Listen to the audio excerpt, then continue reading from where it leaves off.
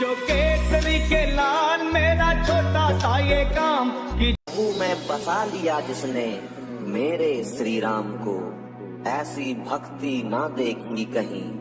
नमन भक्त हनुमान को, नमन भक्त हनुमान को। जो केसरी के लाल मेरा छोटा सा ये काम कि जो केसरी के लाल मेरा छोटा सा ये काम, मेरी राम जी से कह देना जय सिया राम। कि जो केसरी के लाल मेरा छोटा सा ये काम, मेरी राम जी से कह देना। अपने लहू में बसा लिया जिसने मेरे श्री राम को, ऐसी भक्ति ना देखी। नमन भक्त हनुमान को, नमन भक्त हनुमान को।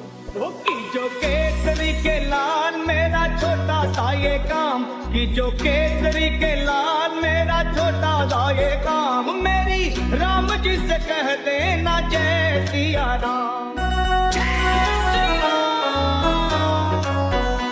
कि जो केसरी के लाल मेरा छोटा सा ये काम, मेरी राम जी से कह देना जय सिया राम। मेरी राम जी से कह देना जय सिया राम। मैं राम संग जपता तुम्हारा सदा नाम, मैं राम संग जपता तुम्हारा सदा नाम। राम जी से कह देना जय सिया राम। राम जी से कह देना जय सिया राम। तो केसरी के लाल मेरा छोटा सा ये काम, तो केसरी के लाल मेरा छोटा सा ये काम। मेरी राम जी से कह देना जय सिया राम। मेरी राम जी से कह देना जय सिया राम।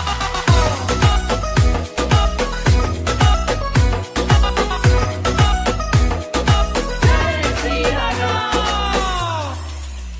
दीनहीन के सहारे महावीर तुम हो, दीन हीन के सहारे महावीर तुम हो। अपने भक्तों की जगाते तकदीर तुम हो। अपने भक्तों की जगाते तकदीर तुम हो। अपने भक्तों की जगाते तकदीर तुम हो। हेलो हेलो हेलो हेलो, हाँ जी, हेलो हेलो हेलो तुम लेते हेलो हेलो हेलो, हाँ जी, 1 2 3 माइक चेक। तुम लेते हो था। चलो भाई, सारे बच्चे फटाफट से जुड़ जाओ जल्दी, और लाइक का बटन ठोक दो, और सारे अपने अपने स्टेटस पे लगा लो इसको फटाफट से। सिया राम। मैं राम संग जपता तुम्हारा सदा। सारे बच्चे फटाफट से इसको शेयर कर दो हर ग्रुप में। सुन रहे हो क्या मेरी बात? राम जी से कह देना जय सिया राम। अपने राम जी से कह देना जय सिया राम। शाबाश शाबाश शाबाश शाबाश शाबाश, फटाफट।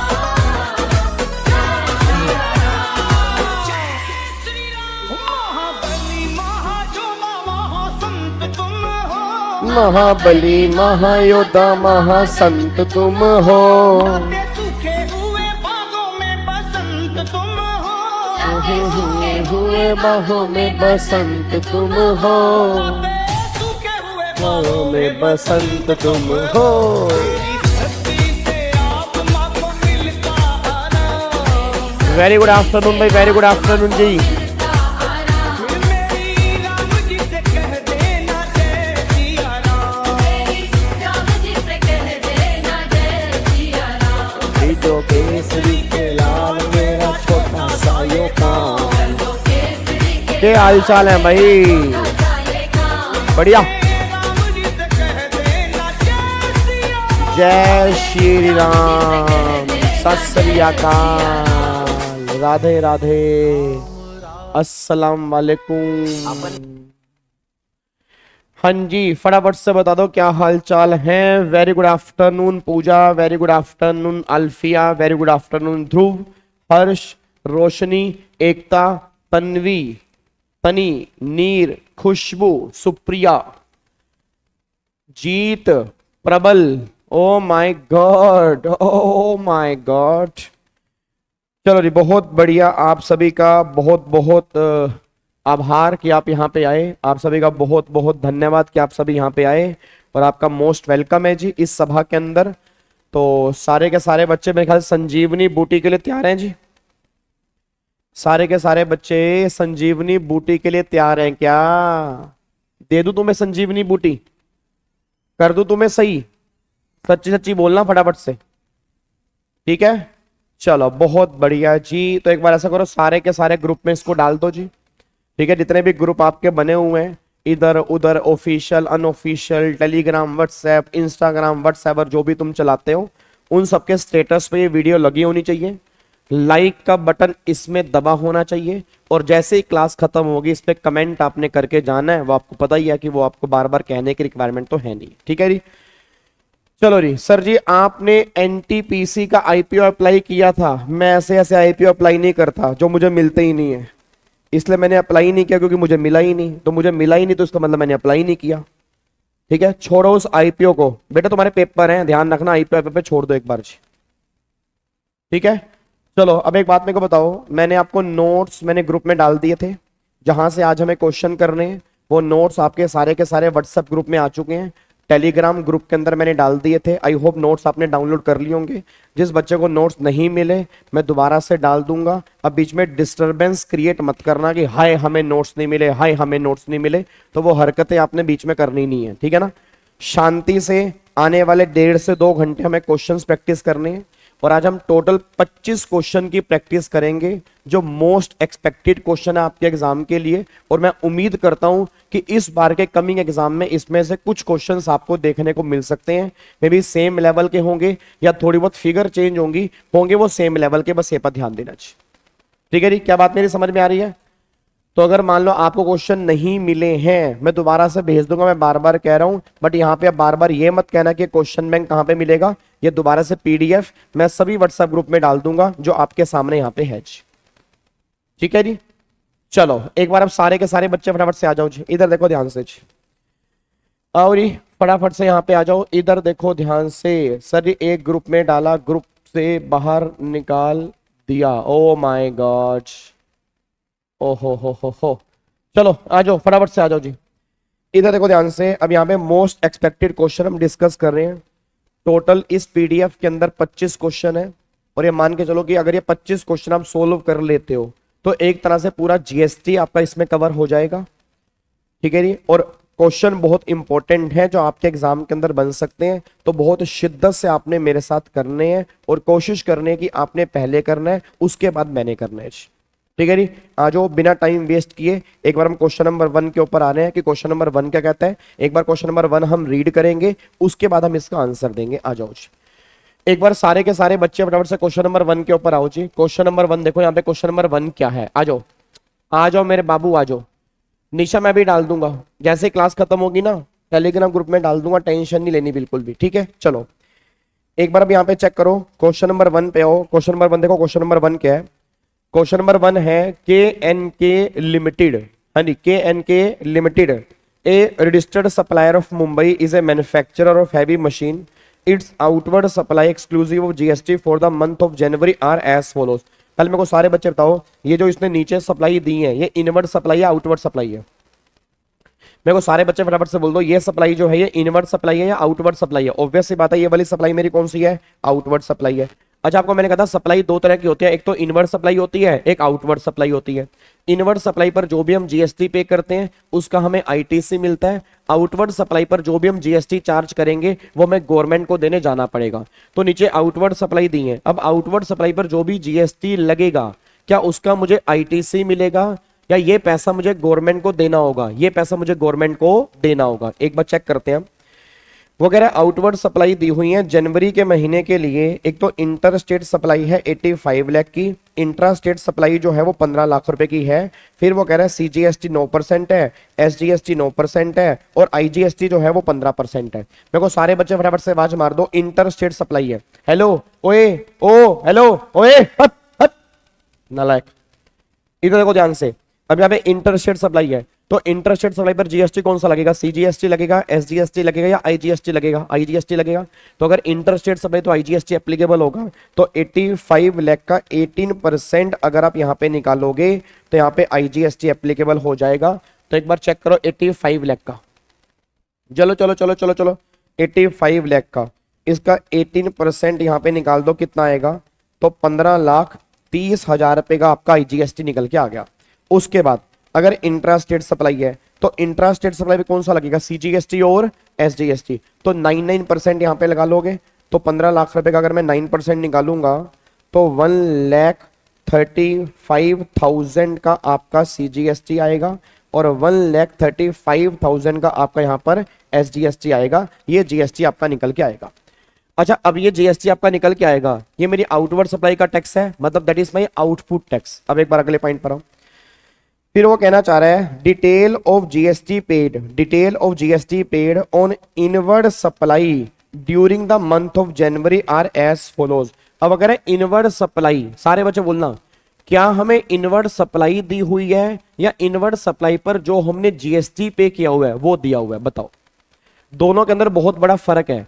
अब जो वो नीचे टेबल देने जा रहा है उस टेबल में वो इनवर्ड सप्लाई बताने जा रहा है या इनवर्ड सप्लाई पर जो भी हमने जीएसटी पे किया है वो बताने जा रहा है? बताओ क्या बताने जा रहा है, जल्दी बताओ क्या बताने जा रहा है? इनवर्ड सप्लाई बताने जा रहे हैं, जीएसटी बताने जा रहे हैं? जीएसटी बताने जा रहे हैं, वो इनवर्ड सप्लाई नहीं बता रहा, वो इनवर्ड सप्लाई का जीएसटी बताने जा रहा है। अच्छा एक बात बताओ, ऊपर और नीचे क्या फर्क है?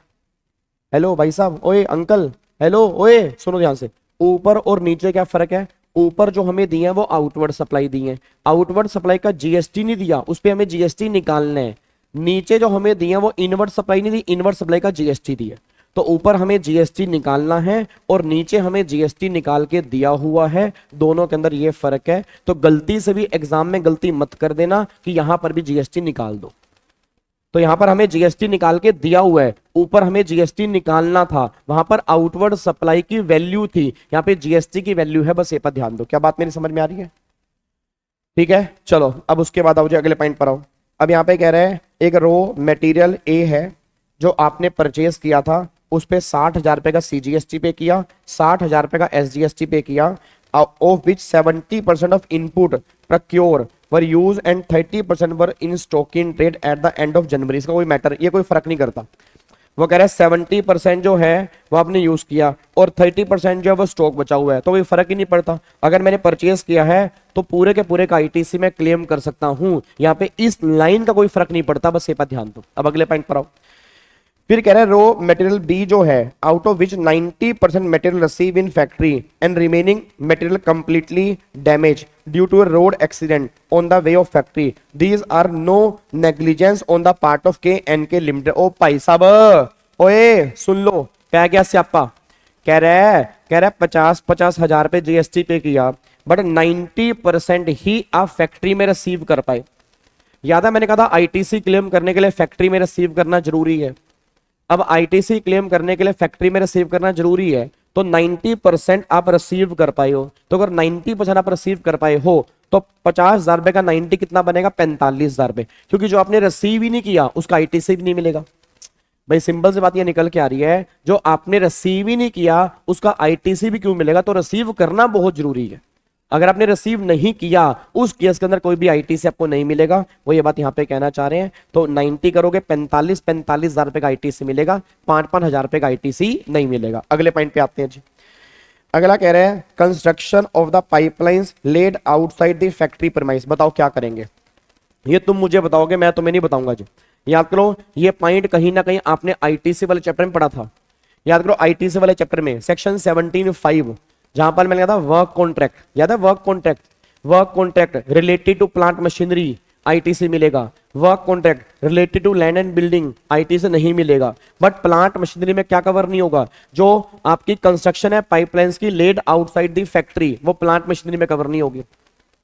और अगर ये प्लांट मशीनरी में कवर नहीं होगी तो लैंड बिल्डिंग वाली कैटेगरी में कवर होगी। अगर लैंड बिल्डिंग वाली कैटेगरी में कवर होगी, इस केस में आईटीसी आपको नहीं मिलेगा, तो यहाँ पे आईटीसी नहीं मिलेगा। ठीक है जी, यहाँ पे आईटीसी ब्लॉक है, क्रॉस कर दिया। बहुत बढ़िया वंश, बहुत बढ़िया यार, जबरदस्त। अगले पॉइंट पर आओ। Insurance charges paid for the truck use for the transportation of goods. अब मेरे को सारे बच्चे बोल दो, जो गुड्स की ट्रांसपोर्टेशन में ट्रक यूज करते हो। हेलो भाई साहब, ओए इधर, जो गुड्स की ट्रांसपोर्टेशन में ट्रक यूज करते हो, क्या उसका आईटीसी मिलता है? यस। अगर उसका आईटीसी मिलता है तो क्या उसकी सर्विस का भी आईटीसी मिलेगा? बिल्कुल मिलेगा। तो 55 हजार रुपए का आईटीसी आपको मिल जाएगा। अब आगे पढ़ते हैं जी। आगे कह रहे हैं additional information, there is no opening और क्लोजिंग बैलेंस ऑफ आईटीसी। अच्छी बात है। फिर कह रहा है detail of GST paid on inward supply are available in the GST to be, ठीक है, except for the item number 1 allow. ओ भाई साहब, ओए होए होए होए होए होए, ओ मेरे नालायकों जल्दी बताओ। अब वो कह रहा है टू बी में ना सब कुछ है, कह रहा है टू बी में सब कुछ है, बट जो पॉइंट नंबर 1 है ना, इसकी डिटेल टू बी में नहीं है। अब अगर इसकी डिटेल टू बी में नहीं है तो क्या इसका मुझे आईटीसी मिलेगा? नहीं मिलेगा। आपको मैंने पहले भी कहा था इनवॉइस अपलोड होने जरूरी है। अगर इनवॉइस ही अपलोड नहीं होंगे तो वो टू बी में कम्युनिकेट नहीं होंगे। अगर टू बी में कम्युनिकेट नहीं होंगे उसका आईटीसी नहीं मिलेगा, तो इसका मुझे आईटीसी नहीं मिलेगा। ये क्रॉस है, इसका भी मुझे आईटीसी नहीं मिलेगा, ये भी मेरा क्रॉस है। इन दोनों केस में आईटीसी नहीं मिलेगा। बहुत बढ़िया, शाबाश। अगले पॉइंट पर आओ। फिर आगे देखो री, वो कह रहा है आपको निकालना क्या है, eligible ITC available for the month of जनवरी। कितना एलिजिबल आईटीसी पहले वो बताना है। फिर कह रहा है नेट जीएसटी कितना पे करना पड़ेगा वो बताना है। मेरे को सारे बच्चे बताओ, पहले मेरे को सारे बच्चे बताओ इस क्वेश्चन में एलिजिबल आईटीसी कितना मिलेगा, बताओ जी जल्दी बताओ। इस क्वेश्चन में एलिजिबल आईटीसी कितना मिलेगा, सारे बच्चे फटाफट से बोल दो, बताओ। हाँ, इस क्वेश्चन में एलिजिबल आईटीसी कितना मिलेगा बताओ, फटाफट से बोलो। एलिजिबल आईटीसी कितना मिलेगा? एक तो 45,000 रुपए का ये, 45,000 रुपए का ये, 45 45 और 55 55, तो आई थिंक 1 लाख रुपए का आईटीसी मिलेगा दोनों का। बस एक बात ध्यान दो जी। तो 1 लाख रुपए का सीजीएसटी हो गया, 1 लाख रुपए का एसजीएसटी हो गया, तो 1 लाख रुपए का मेरे को आईटीसी मिलेगा। इस क्वेश्चन के अंदर पहला पॉइंट तो ये निकल के आ गया। तो ये हमारे नंबर यहां तक पक्के हो गए कि 1 लाख रुपए का मेरे को आईटीसी मिलेगा। पहला पॉइंट तो क्लियर है। फिर दूसरा कह रहा है नेट जीएसटी की लाइबिलिटी कितनी होगी वो बता दो। मेरा पूरी क्लास से क्वेश्चन है। अब 1 लाख रुपए सीजीएसटी है, 1 लाख रुपए एसजीएसटी है, और मेरे को सारे बच्चे बोलना पेमेंट कितनी आ रही है। पेमेंट यहाँ पे आ रही है आईजीएसटी 15-30 देना है, सीजीएसटी 1-35 देना है, एसजीएसटी 1-35 देना है, और लेना मुझे क्या है 1 लाख रुपए लेना है। अच्छा, क्या मुझे आईजीएसटी का पैसा लेना है? नहीं लेना। अब अगर आईजीएसटी का नहीं लेना तो लेना किसका है? सीजीएसटी। तो सीजीएसटी पहले खत्म करोगे सीजीएसटी में, तो इसमें से 1 लाख रुपए खत्म कर दोगे, इसमें से 1 लाख रुपए खत्म कर दोगे, तो नेट लाइबिलिटी जो बचेगी वो कितने की बचेगी? 15-30 का मेरा बचेगा आईजीएसटी, 35,000 रुपए का मेरा बचेगा सीजीएसटी, और 35,000 रुपए का मेरा बचेगा एसजीएसटी। ये नेट लाइबिलिटी बचेगी जो मुझे कैश लेजर से पे करनी होगी। बस ये पर ध्यान दो, ठीक है। तो अगर मैं सिंपल सी बात बोलता हूं तो 15-30, 35,000 और 35,000 ये लाइबिलिटी मेरी बचेगी। तो एक बार इसका आंसर की बात मैं करता हूं। इसका आंसर अब आपके नोट्स में तो यहाँ पे दिया नहीं होगा, आपके नोट्स में यहाँ पे आंसर नहीं दिया हुआ, बट मैं आंसर वाली पीडीएफ भी डाल दूंगा। बट कब डालूंगा? आज वाली क्लास के बाद, ठीक है ना। क्योंकि अगर मैं पहले डाल देता, तुम नालायक हो, बोलो बोलो बोलो बोलो, तुम नालायक हो, तुम क्या देखते हैं आंसर। इस चक्कर में मैंने आंसर वाली पीडीएफ डाली ही नहीं, ठीक है। तो आज वाली क्लास के बाद मैं क्या करूंगा, आंसर वाली पीडीएफ भी डाल दूंगा, और उसमें आंसर तुम्हें क्या दिया होगा? उसमें आंसर दिया होगा 15,30,000 रुपए का आईजीएसटी और 35,000 रुपए सीजीएसटी और एसजीएसटी, ये उसमें आंसर दिया होगा। बस ये पर ध्यान दो। क्या बात मेरे समझ में आ रही है? बिल्कुल नेट लिखना जरूरी है जी। सर थ्योरी कितने नंबर की आती है? थ्योरी नहीं आती जी, थ्योरी बहुत कम नंबर की आती है भाई। थ्योरी भूल जाओ तुम अब। हेलो अंकल, थ्योरी भूल जाओ भाई। थ्योरी तुम ऑप्शनल के अंदर भी निकाल सकते हो, टेंशन मत लो। मेजर जो बनेगा वो प्रैक्टिकल बनेगा। थ्योरी ज्यादा नंबर की नहीं बनेगी। 10 में से आप मान लो कि 20-22 नंबर की थ्योरी बनेगी, बाकी सारा प्रैक्टिकल बनेगा। बस ये पर ध्यान दो। रितिका वर्किंग नोट लिख के आना पड़ेगा, वर्किंग नोट लिख के आना पड़ेगा, वर्किंग नोट, ठीक है। आ जाओ आ जाओ। अब अगले क्वेश्चन पे आओ जी, अब अगले क्वेश्चन पे आ जाओ। ये आ जाओ क्वेश्चन नंबर 2 पे आओ। अब चेक करते हैं क्वेश्चन नंबर 2। मैं चाहता हूं ये क्वेश्चन आप करें, ये खुद करें आप। ये क्वेश्चन आप खुद करने की ट्राई करें जी। जो बच्चे आंसर की प्रेजेंटेशन देखना चाह रहे हैं टेंशन मत लो, मैं आंसर आपके टेलीग्राम चैनल पे डाल दूंगा। आप उसकी प्रेजेंटेशन देख सकते हैं, आप उसके वर्किंग नोट देख सकते हैं, उसके आप निश्चिंत हो जाओ, वो बिल्कुल टेंशन से परे हो जाओ जी, ठीक है। हाँ बिल्कुल रेफर कर सकते हैं, बिल्कुल जी, ठीक है। चलो आ जाओ फटाफट से आओ। हेलो भाई साहब, इधर देखो ध्यान से, अगले पॉइंट पर आओ। क्वेश्चन नंबर 2 चेक करो। क्वेश्चन नंबर 2 क्या कह रहा है? कह रहा है सिंगल ब्रदर्स, कह रहा है single brothers registered in Uttarakhand has supplied 30 ton of a chemical 50,000 per ton excluding taxes of P of Uttarakhand on 8 December the invoice for the supply has also been issued on the same date, further following additional amount were also charge from mister P. ठीक है जी। तो उसने यहाँ पे क्या किया, उसने यहाँ पे सप्लाई किया 30 टन एट द रेट 50,000 पर टन। तो ये टोटल हो गया 50,000 मल्टीप्लाई 30 जी। तो 50,000 मल्टीप्लाई 30 ये आपका निकल के आ गया 15 लाख रुपए जी। ये 15 लाख रुपए निकल के आ गया। ठीक है, अब आगे देखो जी, उसने यहाँ पे फ्रेट चार्ज की है, पैकिंग चार्ज की है, वेटमैन चार्जेस, फिर वो कह रहा है cost of instrument specially purchase by single brothers to manufacture the chemical इतनी है। फिर वो कह रहा है as per the terms of contract of supply single brothers is required to get the chemical inspected by the independent testing agency before the delivery of P. P has paid such inspection charges amounting to 12,000 directly to the testing agency. Single Brothers has also received 50 lakh as subsidy from the state government for setting up chemical manufacturing plant in Uttarakhand. ठीक है, P is required to make payment within 15 days of supply in terms of contract. However, P delay the payment of consideration and make the payment in November and thus paid 15,000 as interest. You are required to calculate the GST liability in the hands of in case और due date assume the GST rate जो है वो 18% है और single brothers जो है P जो है वो रिलेटेड पार्टी नहीं है और प्राइस भी एक सोल कंसीडरेशन है। ये क्वेश्चन आपके सामने है। अब मेरा पूरी क्लास से क्वेश्चन है, बताना एक बार जी, बताओ अब इसकी वैल्यू क्या निकालोगे। मैं देखता हूं तुम क्या कलाकारी करके आते हो जी। क्वेश्चन आपके सामने है, मुझे फटाफट से आंसर बताओ, तुम इसकी क्या कलाकारी करोगे, जल्दी बताओ जी, जल्दी बताओ उसका आंसर क्या आएगा। सारे के सारे बच्चे आंसर देंगे जी, सारे के सारे बच्चे, शाबाश शाबाश शाबाश शाबाश शाबाश, बहुत बढ़िया। सारे बच्चे फटाफट से आंसर दो, सारे के सारे, इतने बच्चे भी सामने बैठे हैं। Subsidy receive by government is not a consideration hence not a supply. मेरे को वैल्यू बताओ, टोटल वैल्यू कितनी आएगी, मेरे को सारे के सारे बच्चे वैल्यू बताओ, वैल्यू कितनी आएगी फटाफट से बताओ जी। वैल्यू आएगी 6,47,000, 18,34,712। हाँ जी, ट्रांजैक्शन वैल्यू, टोटल वैल्यू बताओ ना यार, 21,44,712 जी, 21,44,712 ये आंसर निकल के आ रहा है। और बताओ जी, मैं कह रहा हूं वैल्यू बताओ नालायक।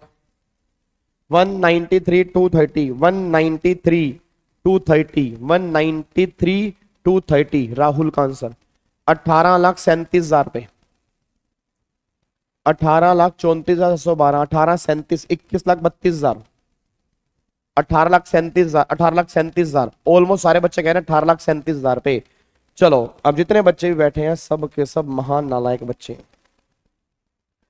इससे ना पता लग रहा है कि तुम भाई साहब पेपर में क्या करके आओगे।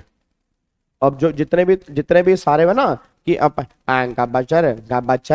सर प्रोविजन कब कराओगे, सर क्वेश्चन कब होंगे, ये देख लो नालायकों, एक तुम आंसर देख लो, अपने आंसर कितने आ रहे हैं तुम्हारे, देख तुम आंसर देख रहे हो कितने आंसर आ रहे हैं। इससे तुम्हें रियलिटी पता लगेगी तुम कहां पे स्टैंड करते हो। प्रोविजन तुम्हें सारे याद हैं, ट्रांजैक्शन वैल्यू को ही वैल्यू मानते हैं, 2 कंडीशन सेटिस्फाइड होनी जरूरी है, रिलेटेड पार्टी ना हो, प्राइस सो कंसिडरेशन हो, 5 चीजें इंक्लूड करनी है, फिर डिस्काउंट एक्सक्लूड करना है, कौन कौन से आइटम इंक्लूड करनी है वो भी हमें रटा हुआ है, पर उसकी प्रैक्टिकल इंप्लीकेशन नहीं पता। अब चेक करो यहाँ पे क्या लिखा हुआ है, मेरा पूरी क्लास से क्वेश्चन है।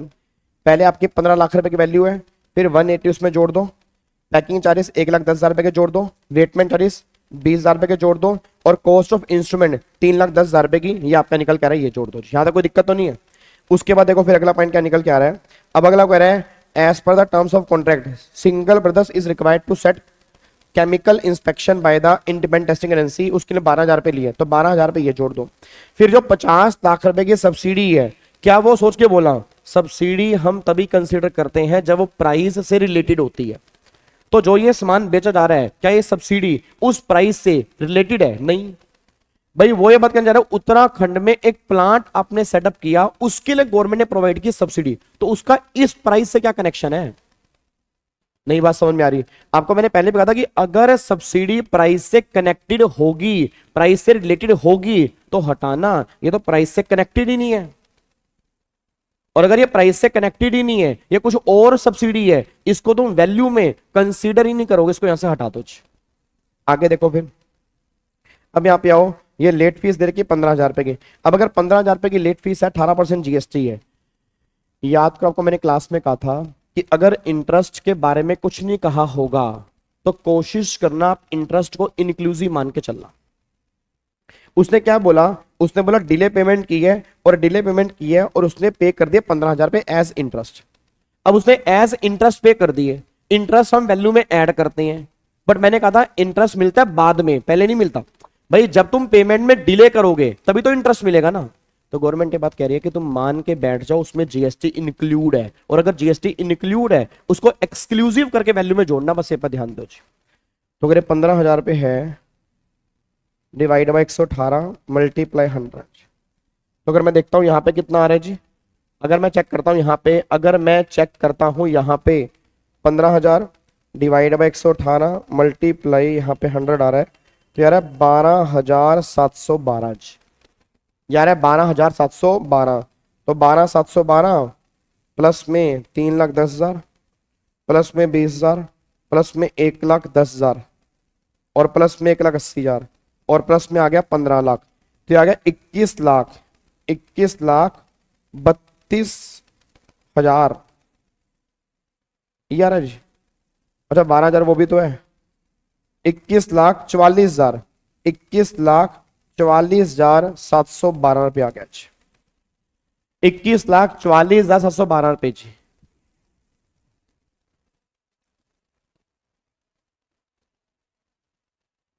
यार 21,44,712 रुपये आ रहा है, ठीक है जी।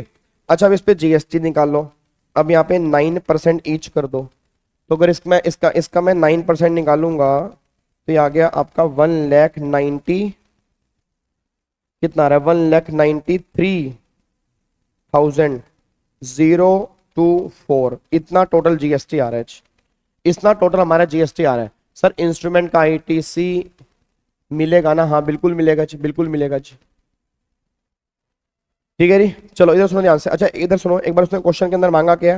अब क्वेश्चन के अंदर वो कह रहा था, क्या कह रहा था क्वेश्चन के अंदर, एक तो वो कह रहा था कि हमें बता देना वैल्यू, हमें बता देना वैल्यू, और यहाँ पे हमें बता देना, यहाँ पे उसने क्या बोला है, हाँ मेक पेमेंट, यहाँ पे उसने बोला है हमें एक तो वैल्यू बता देना, you are required to complete GST liability in case and due date of deposit. अब ड्यू डेट भी बतानी है जी, अब यहाँ पे ना ड्यू डेट भी बतानी है। नेहा 30 तारीख को रात को होगी जी, 30 तारीख को रात को मतलब शाम को 7 बजे जी। चलो फटाफट से बताओ, अब मुझे ड्यू डेट भी बतानी है। अब भाई साहब क्वेश्चन बड़ा खतरनाक है भाई, क्वेश्चन एरा गैरा नहीं है, क्वेश्चन जो है एरा गैरा नहीं है। अबे मेरे नालायक बच्चे, वो cost of instrument specially purchase single brothers to manufacture, इस केमिकल की मैन्युफैक्चरिंग के लिए एक इंस्ट्रूमेंट परचेज किया और उसकी सारी कॉस्ट मैं आपसे ले रहा हूं, तो क्या आपकी वैल्यू में जोड़ूंगा नहीं? आपने कहा ये सामान बना के दो, उसके लिए एक इंस्ट्रूमेंट लगना है, वो इंस्ट्रूमेंट मैंने लिया और पैसे उसके आपसे लिए, आपसे चार्ज किए, तो मेरी वैल्यू में तो ऐड होगा ना। तो वही गवर्नमेंट कहना चाह रही है कि आपने कॉस्ट ऑफ इंस्ट्रूमेंट परचेस किया स्पेशली आपके लिए टू मैन्युफैक्चर द केमिकल, तो वो आपकी वैल्यू का ही पार्ट बनेगा, उस पर भी जीएसटी लगेगा, बस ये बात ध्यान दो। अच्छा अब सुनो ध्यान से, मैं कहना क्या चाह रहा हूं, अब ड्यू डेट में ना यहाँ पे थोड़ा ध्यान देना, यहाँ पे ध्यान क्या देना कि आपने वैल्यू जो निकाली है, वैल्यू क्या निकाली है आपने, वैल्यू निकाली 21,44,712, ये वैल्यू निकाली है। अच्छा अब इस वैल्यू के ना हमें 2 टुकड़े करने पड़ेंगे। इस वैल्यू के 2 टुकड़े क्यों करने पड़ेंगे? अगर आप चेक करोगे क्वेश्चन जो है वो सितंबर का है, क्वेश्चन किसका, सितंबर का, और जो इंटरेस्ट मिले है, इंटरेस्ट जो मिला वो कब मिला है, नवंबर में। अब सारे बच्चे बोल देना इंटरेस्ट मिला नवंबर में, इंटरेस्ट मिला नवंबर में, क्वेश्चन सप्लाई किया सितंबर में। अब सारे बच्चे बोल दो, अब जो नवंबर में इंटरेस्ट मिला उसका टीडीएस, या तो एक चैप्टर था टाइम ऑफ सप्लाई। हेलो ओए,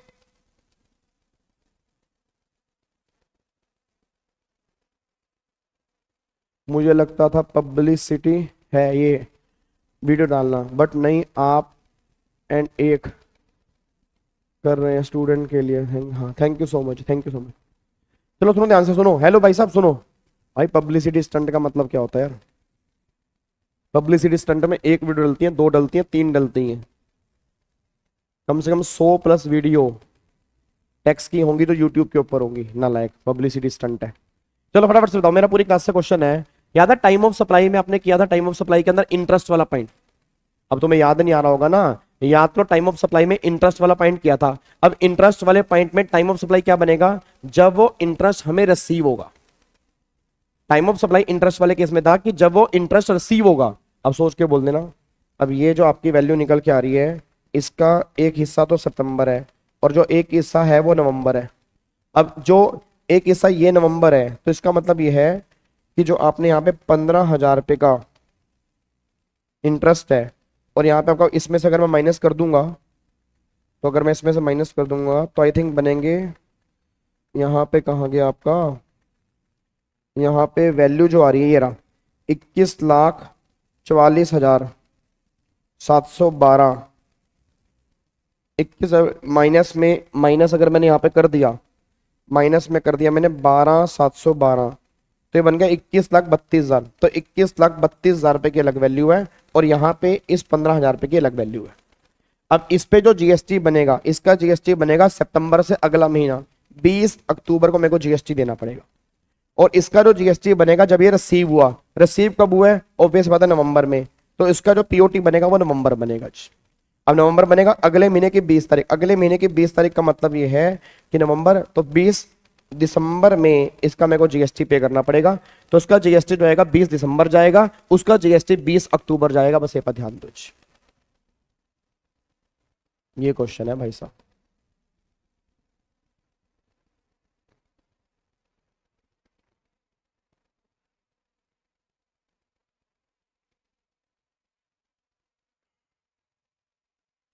सर एक बार ये पॉइंट्स दोबारा से,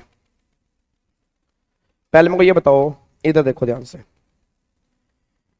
21,44,712 ये वैल्यू किसको समझ में आई? बस ये बता दो, ये किसको समझ में आई? 21,44,712 ये किसको समझ में आई? इंटरलिंकिंग देख के तो एक चैप्टर मैं कह ही ना हूं, ये जो बच्चे कह रहे हैं ना सिलेक्टिव बेस, ये वही बच्चे जो 6 महीने के बाद दोबारा बैठेंगे। इसलिए कहता हूं सर अच्छा पढ़ लोगे तो बढ़िया रहेगा, जल्दी पढ़ के खत्म कर दोगे तो बाद में 6 महीने दोबारा से लगाने पड़ेंगे। यहां तक कोई दिक्कत तो नहीं है? पक्का पक्का इसको लॉक कर दूं, इसमें कोई दिक्कत तो नहीं है? चलो अब एक बात बताओ, ये वैल्यू आपने निकाली कैसे है? ये वैल्यू आपने निकाली, इसमें 21,32,000 अलग है और 12,712 अलग है। ये इंटरेस्ट की वैल्यू है जो लास्ट वाली है, और ये आपकी अदर सप्लाई की वैल्यू है। इसमें कोई दिक्कत तो नहीं है? जल्दी बोलो, इसमें कोई दिक्कत तो नहीं है? इसमें लॉक कर दूं? ठीक है। अब सुनो ध्यान से, अब यहां पे सुनो ध्यान से, 21,32, अब 21,32 पे आपका जीएसटी कितना बनेगा? 9% सीजीएसटी, 9% एसजीएसटी। अब 21,32,000 रुपए का 9%, 1,91,880, 1,91,880, और यहाँ पे 12,712 का यहाँ पे आएगा आपका 1,144 रुपए, और 1,144 रुपए सीजीएसटी एसजीएसटी। ठीक है, ये आपकी वैल्यू यहाँ पे निकल के आ रही है। डन, कोई दिक्कत तो नहीं है? यहां तक क्लियर है? चलो अब मेरे को सारे बच्चे बताओ, किस किसने टाइम ऑफ सप्लाई वाला चैप्टर पढ़ा है? किस किसने टाइम ऑफ सप्लाई वाला चैप्टर पढ़ा है? सबने पढ़ा है? याद करो मैंने कहा था कि जीएसटी की पेमेंट करने की डेट क्या होती है? अगले महीने की 20 तारीख। जीएसटी की पेमेंट करने की डेट होती है अगले महीने की 20 तारीख। अब अगला महीना किसका? जिस मंथ में भी पॉइंट ऑफ टैक्सेशन निकल के आएगा उसे अगले महीने की 20 तारीख। भाई जिस मंथ में भी, जिस मंथ के अंदर भी पॉइंट ऑफ टैक्सेशन निकल के आएगा उसे अगले महीने की 20 तारीख। अब मेरा पूरी क्लास का क्वेश्चन है, ये जो सारा ताम झाम जो है ये हुआ सितंबर में, तो तो उसका पीओटी जो है वो आ गया सितंबर का महीना, ये सितंबर आ गया। और इसका पीओटी क्या आ गया जी, इसका पीओटी क्या आ गया, याद करो इंटरेस्ट वाले केस में तो मैं सेक्शन याद करवा दूं, सेक्शन याद करो, सेक्शन नंबर 13(6) हो गया, सेक्शन 12(6) हो गया। एक बार नोट्स ओपन करके देखना कि जब भी इंटरेस्ट पेनल्टी मिलती है तो जिस दिन इंटरेस्ट पेनल्टी हम रिसीव करेंगे वो दिन मेरा पीओटी बनेगा, जिस दिन हम इंटरेस्ट पेनल्टी रिसीव करेंगे वो दिन मेरा पीओटी बनेगा। तो रिसीव कब कर रहे हैं, नवंबर के महीने में, तो ये हो रहा है नवंबर के महीने में। अब मेरे को सारे बच्चे बोल देना अगले महीने की, हेलो भाई साहब, ओए ओ भिंडी, अगले महीने की 20 तारीख। अब अगर अगले महीने की 20 तारीख तो सितंबर का अगला महीना हो गया 20 अक्टूबर, और नवंबर यहाँ पे आपका निकल के आ रहा है, नवंबर का महीना तो 20 दिसंबर। ये आपका डेट ऑफ पेमेंट आ गई जब हमें जीएसटी पे करना है।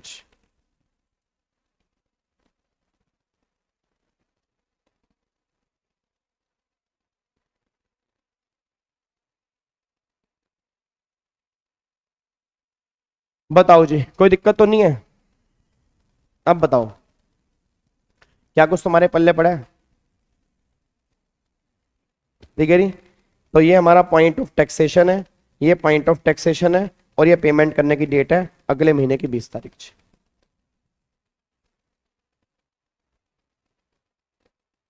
लोग कर दो इसको, क्वेश्चन देख रहे हो,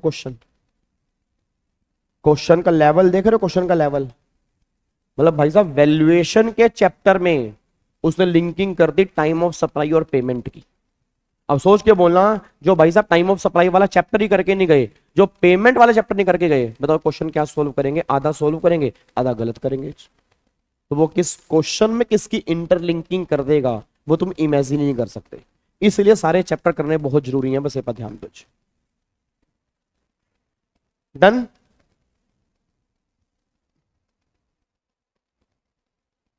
लोग कर दें।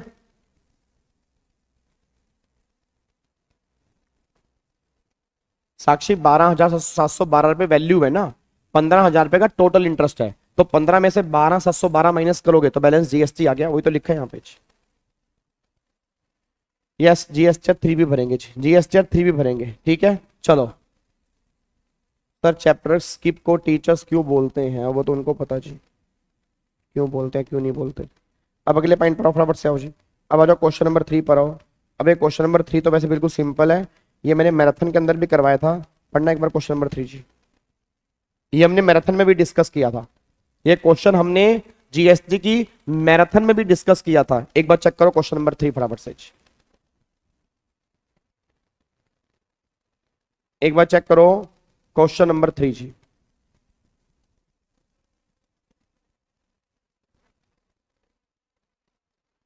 थर्टी सितंबर को होगा, 20 अक्टूबर को होगा सुधांशु। सितंबर में तो पीओटी है ना, सितंबर के महीने का अगला, सितंबर के महीने का अगला महीना कौन सा है? 20 अक्टूबर। तो 20 अक्टूबर को जब हम पेमेंट करेंगे उसी टाइम पर हम जीएसटी 3 भी भरेंगे पिछले महीने का।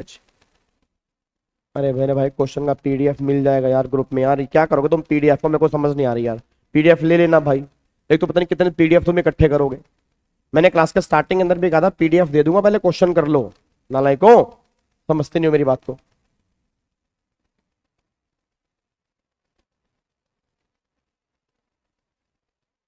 जल्दी बताओ,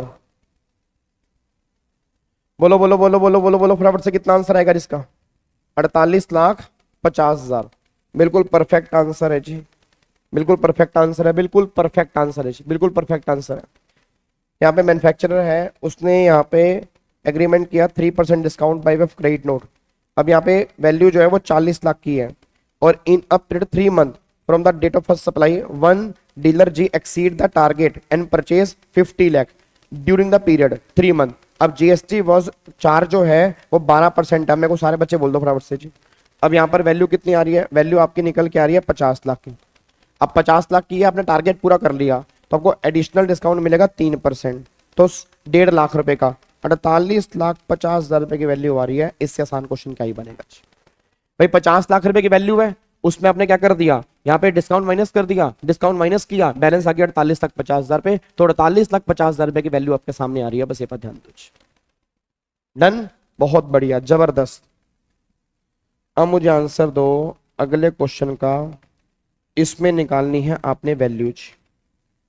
लो जी, ये क्वेश्चन आपके सामने है, इसमें आपने वैल्यू निकालनी है। बताओ जी, ये तो बिल्कुल इजी है।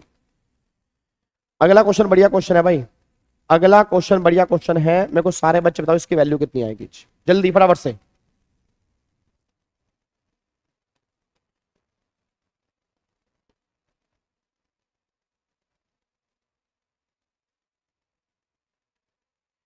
ये सारे क्वेश्चन एग्जाम के हैं जी,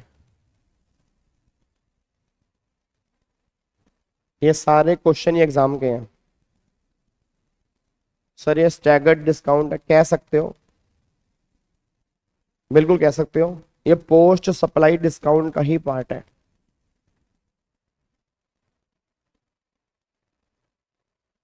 yes Samriddhi, yes.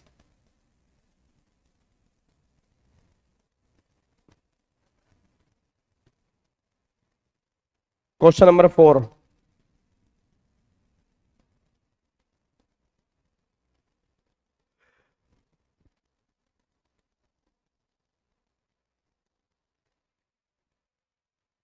Question number 4 के अंदर बताओ वैल्यू कितनी आएगी जी।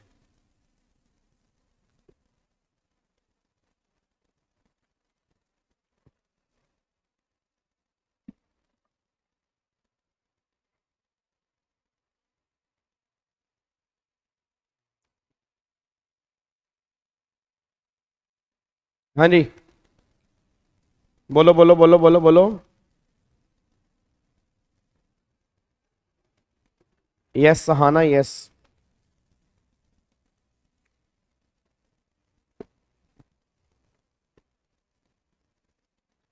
दस लाख 60,000, 10,60,000। ओके, तो आपकी जानकारी के लिए बता दूं, इसका करेक्ट आंसर जो है वो 10,60,000 ही है। बहुत बढ़िया जी, चेक करो 10,60 कैसे आ रहा है। पहले तो 9.5 लाख रुपए की ये वैल्यू आ रही है। म्यूनिसिपल टैक्स 45,000 रुपए के ऐड हो रहे हैं। आउटवर्ड फ्रेट चार्जेस जो यहाँ पे हैं इसको ऐड कर रहे हैं, ठीक है। उसके बाद फिर वो कह रहा है SQM limited normally give an interest free credit term 30 days after its charges 1% per month or part of month list price. ABC limited after 45 दिन, बट SQM कह रहा है हमने इंटरेस्ट कर दिया वेव ऑफ।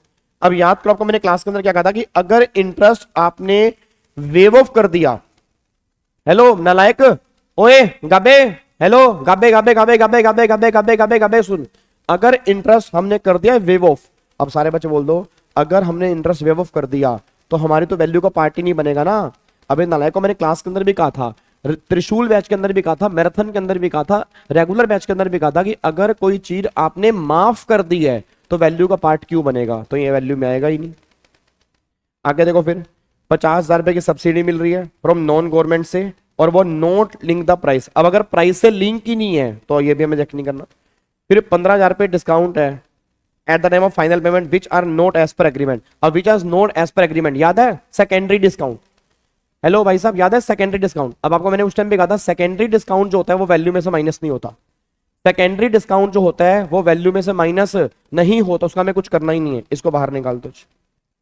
फिर 9500 रुपए का TCS, याद करो TDS और TCS मैंने पहले भी कहा था इंटरिम लेवी होते हैं, इनके नाम में टैक्स जरूर है बट इसको हम टैक्स नहीं मानते, इसको हम इंटरिम लेवी मानते हैं, इसको भी हम वैल्यू में कंसीडर नहीं करेंगे, इसको भी यहां से हटा दो। तो सिंपल सी बात ये निकल के आ रही है, यहाँ पे अगर आप देखोगे 9,50,000 ये हो गया, ये हो गया, इन सबको मिला के 10,60,000 रुपए की वैल्यू आ रही है। ये क्वेश्चन है, बताओ यार, बताओ क्या दिक्कत है यार, बताओ क्या दिक्कत है। अगर अभी तुम्हारे एग्जाम में क्वेश्चन बन जाएंगे तुम खुश तो हो जाओगे। एक बार चेहरे पे स्माइल लाओ, हंसो हंसो हंसो हंसो हंसो हंसो हंसो हंसो हंसो। बहुत बढ़िया, बहुत बढ़िया, done done done done done done done done. चलो अगले पॉइंट पर आओ। क्वेश्चन नंबर 5 ये आप करोगे, मैं नहीं करूंगा जी। क्वेश्चन नंबर 5 ये आप करोगे, मैं नहीं करूंगा जी। क्वेश्चन नंबर 5,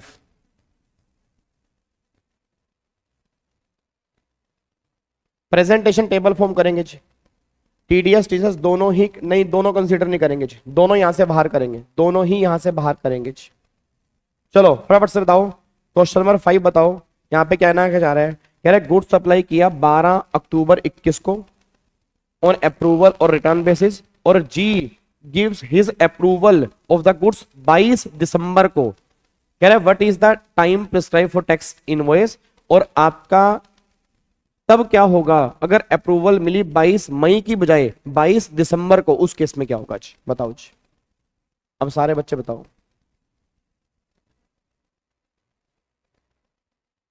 पहले मुझे ये बताओ ये किस प्रोविजन का है, मेरे को थोड़ा बहुत ना आइडिया दो, मुझे थोड़ा सा ना कॉन्फिडेंस दो कि ये बताने का ये किस प्रोविजन का है, बताना मुझे एक बार जी। मतलब जो ये आप पढ़ रहे हो ये किस प्रोविजन का है, बताओ किस प्रोविजन का है। प्रोविजन बोलो, प्रोविजन किसका है, बोलो बोलो बोलो बोलो, किसका क्वेश्चन है। याद करो टैक्स इनवॉइस वाले चैप्टर का। और टैक्स इनवॉइस वाले चैप्टर के अंदर मैंने कहा नहीं था, टैक्स इनवॉइस वाले चैप्टर में क्या कहा था मैंने, याद करो कि अगर गुड्स आपने भेजा अप्रूवल बेस के लिए, फिर अब कंफर्मेशन आएगी वहां से, कंफर्मेशन और 6 महीने which ever is earlier. It means अगर विद इन 6 मंथ कंफर्मेशन आ गई तो वो पीओटी बनेगा, और अगर 6 महीने के बाद कंफर्मेशन आई तो जहां 6 महीने खत्म हो रहे हैं वहीं पर पीओटी बनाना पड़ेगा और वहीं पर इनवॉइस इशू करना पड़ेगा, बस एक बात ध्यान दो।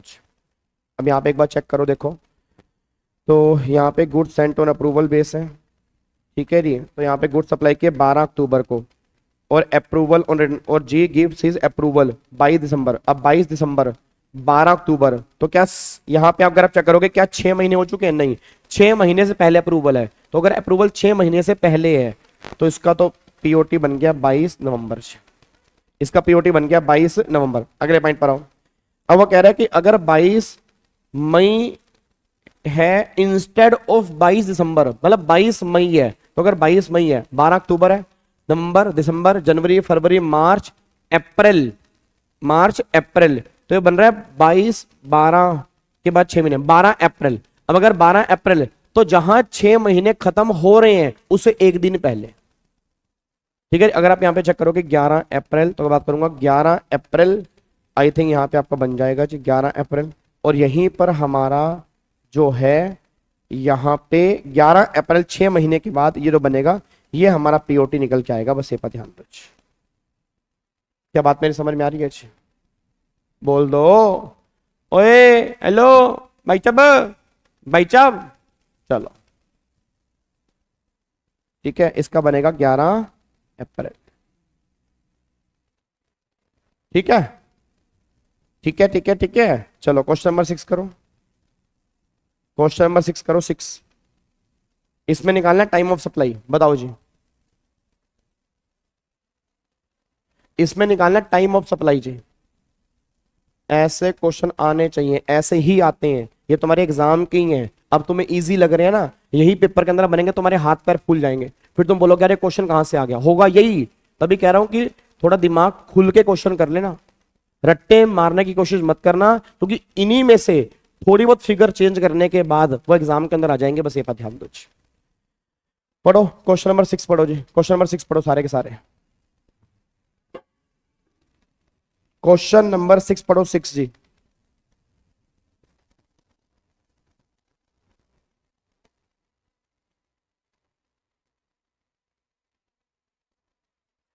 क्वेश्चन नंबर 6 पढ़ो जी। पहले मुझे ये बताओ ये क्वेश्चन किसका है, ये क्वेश्चन किसका है, टाइम ऑफ सप्लाई का।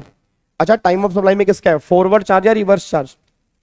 टाइम ऑफ सप्लाई में किसका है, फॉरवर्ड चार्ज या रिवर्स चार्ज। बोलो बोलो बोलो बोलो, ये क्वेश्चन जो है क्या ये फॉरवर्ड चार्ज का है या ये क्वेश्चन रिवर्स चार्ज का है, ये क्वेश्चन किसका है, रिवर्स चार्ज। रिवर्स चार्ज वाले केस में क्या करते हो, अगर पेमेंट इनवॉइस के 60 दिन के अंदर अंदर आ गई, अगर पेमेंट इनवॉइस के 60 दिन के अंदर आ गई तो पेमेंट पीओटी बनेगा, अगर 60 दिन में नहीं आई तो 61st डे जो होगा फिर वो पीओटी बनेगा। अब यहां पे एक बार चेक करना, इनवॉइस कब की है, एडवांस तो यहां पे है, इनवॉइस यहां पे उन्होंने बोला है ये रहा इनवॉइस 6 अक्टूबर। अब अगर 6 अक्टूबर है और पेमेंट आई है 5 सितंबर को, तो 5 सितंबर को आई है तो भैया ये तो पहले आ गई, ये तो भाई साहब अपना इनवॉइस से भी पहले पेमेंट आ गई, तो अगर इनवॉइस से भी पहले पेमेंट आ चुकी है तो फिर पीओटी आपका बन जाएगा 5 सितंबर 2000, जो भी होगा वो पीओटी बनेगा जी। ठीक है जी, डन, कोई दिक्कत तो नहीं है। अब अगले पॉइंट पर आओ, अगले पॉइंट पर आओ जी। अब नेक्स्ट पॉइंट आ रहा है यहाँ पे 17 दिसंबर। अब 17 दिसंबर क्या 60 दिन के अंदर है? नहीं, 60 दिन के बाद है। अब अगर मान लो 5 तारीख है, अगर मान लो यहाँ पे 5 तारीख है तो 6 7 8 9 10, 5 और 20, 25 दिन सितंबर में। अक्टूबर, नवंबर, दिसंबर, जनवरी। पहले तो 60 दिन काउंट करो ना, यहाँ पे 60 दिन देखने में तो 25 30 55 56 56, 15 दिसंबर, अक्टूबर में 31, 31 अक्टूबर, 56, 6 नवंबर। कितना बन रहा है?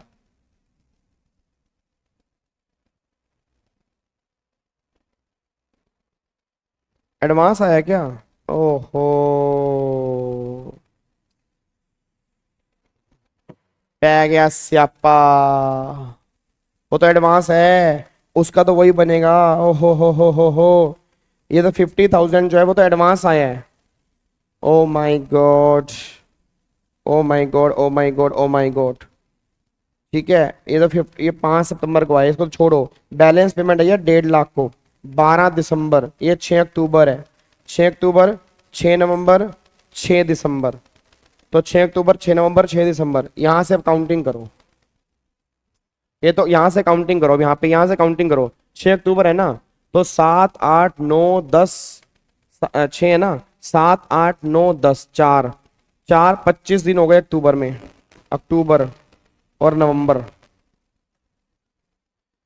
ठीक है ना, 7 8 9 10 21 और 4 25 55, 55 दिन हो गए जी।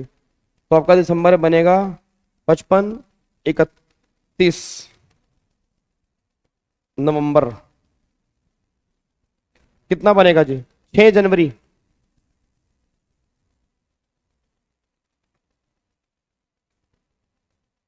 6 जनवरी बनेगा, 12 दिसंबर बनेगा,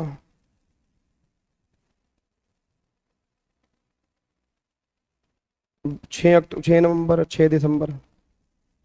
भाई पेमेंट 60 दिन में कहां से आ रही है? एक बात मेरे को बताओ, पेमेंट 60 दिन में कहां से आ रही है? पहले वाले केस में पेमेंट 60 दिन में कहां से आ रही है?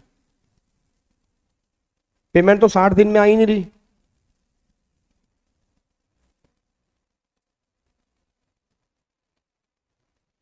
पेमेंट 60 दिन में कहां से आ रही है? 6 दिसंबर बनेगा,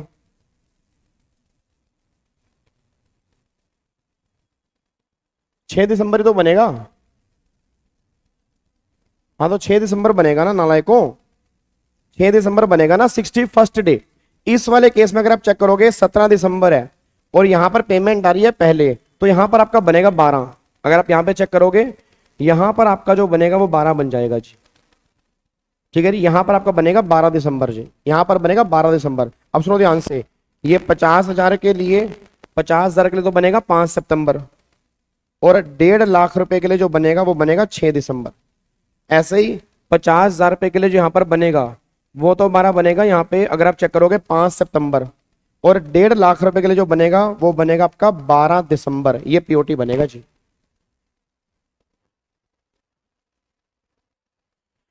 हेलो भाई साहब, एक बच्चा कह रहा है डेट काउंटिंग में बड़ी दिक्कत होती है। तो भाई डेट काउंटिंग तो फिर मैथ का टीचर होगा तुम्हारे आसपास कोई, उनको बोलो भाई डेट काउंटिंग करवानी सिखाए। मेरे को काउंटिंग में दिक्कत आ रही है, काउंटिंग में दिक्कत मेरे बच्चे मैं थोड़ा सिखाऊंगा अब। 61st day from the date of issue of invoice और डेट ऑफ पेमेंट। हेलो, ओ ऐसा नहीं है, 61st day from the date of invoice payment which earlier कहां से आ गया? क्या तुमको फॉरवर्ड चार्ज और रिवर्सल मिक्स कर रहे हो क्या? पहले एक बार जाके टाइम ऑफ सप्लाई वाला चैप्टर पढ़ो, रिवर्स चार्ट में चेक करो, इनवॉइस की डेट से अगर पेमेंट 60 दिन में आ गई तो पेमेंट पीओटी है। अगर इनवॉइस की डेट से पेमेंट 60 दिन में नहीं आई फिर 61st डे पीओटी है।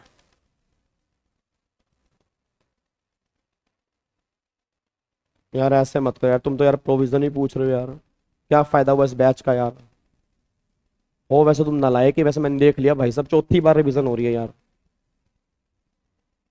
और मैं अपनी बात पे खरा नहीं उतरता, सबसे बड़ी दिक्कत ही है। मैंने कहा था मैं सीधा आऊंगा, क्वेश्चन कराऊंगा, तुम्हारे पल्ले पड़े या ना पल्ले पड़े, क्योंकि नहीं पल्ले पड़ रहा है इसके अंदर मेरी थोड़ा जिम्मेदारी है।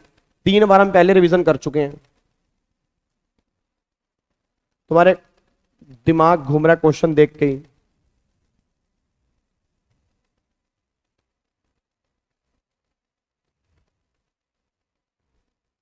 इधर देखो यार ध्यान से यार, हद हो गई यार तुम्हारी यार, ऐस तो जरूर हो गए। 25 क्वेश्चन तो आज हमने कर लिए जरूर। फिर इधर सुनो ध्यान से, 2 लाख रुपए की पेमेंट है। अब बच्चों की तरह सुन लो नालायकों, 2 लाख रुपए की पेमेंट है, इसमें 50,000 रुपये एडवांस दिया है।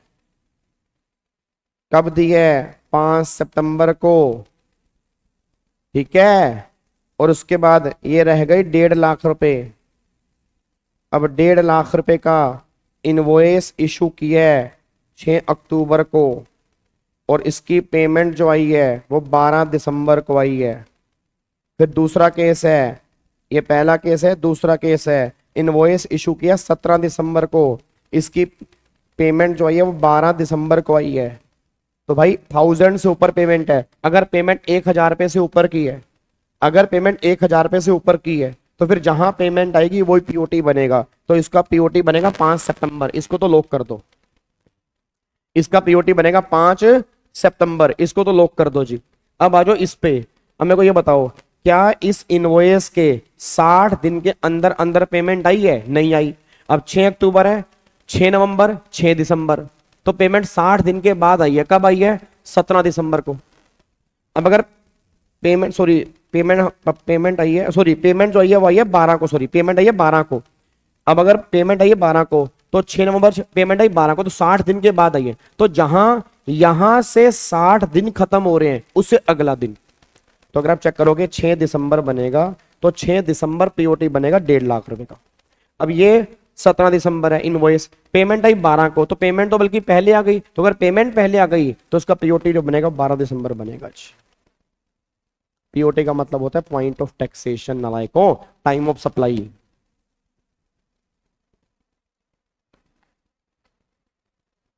बाकी अगर नहीं आया तो भाई ऐसा करना, अपना बाद में आके पीओटी वाला चैप्टर देख लेना जी। चलो अगले पॉइंट पर आओ यार, अगला क्वेश्चन देखो भाई, क्वेश्चन नंबर 7 पे आओ। सारे के सारे बच्चे क्वेश्चन नंबर 7 पे आओ भाई, सारे के सारे बच्चे क्वेश्चन नंबर 7 पे आओ। देखो जी अगले क्वेश्चन नंबर 7 पे आओ।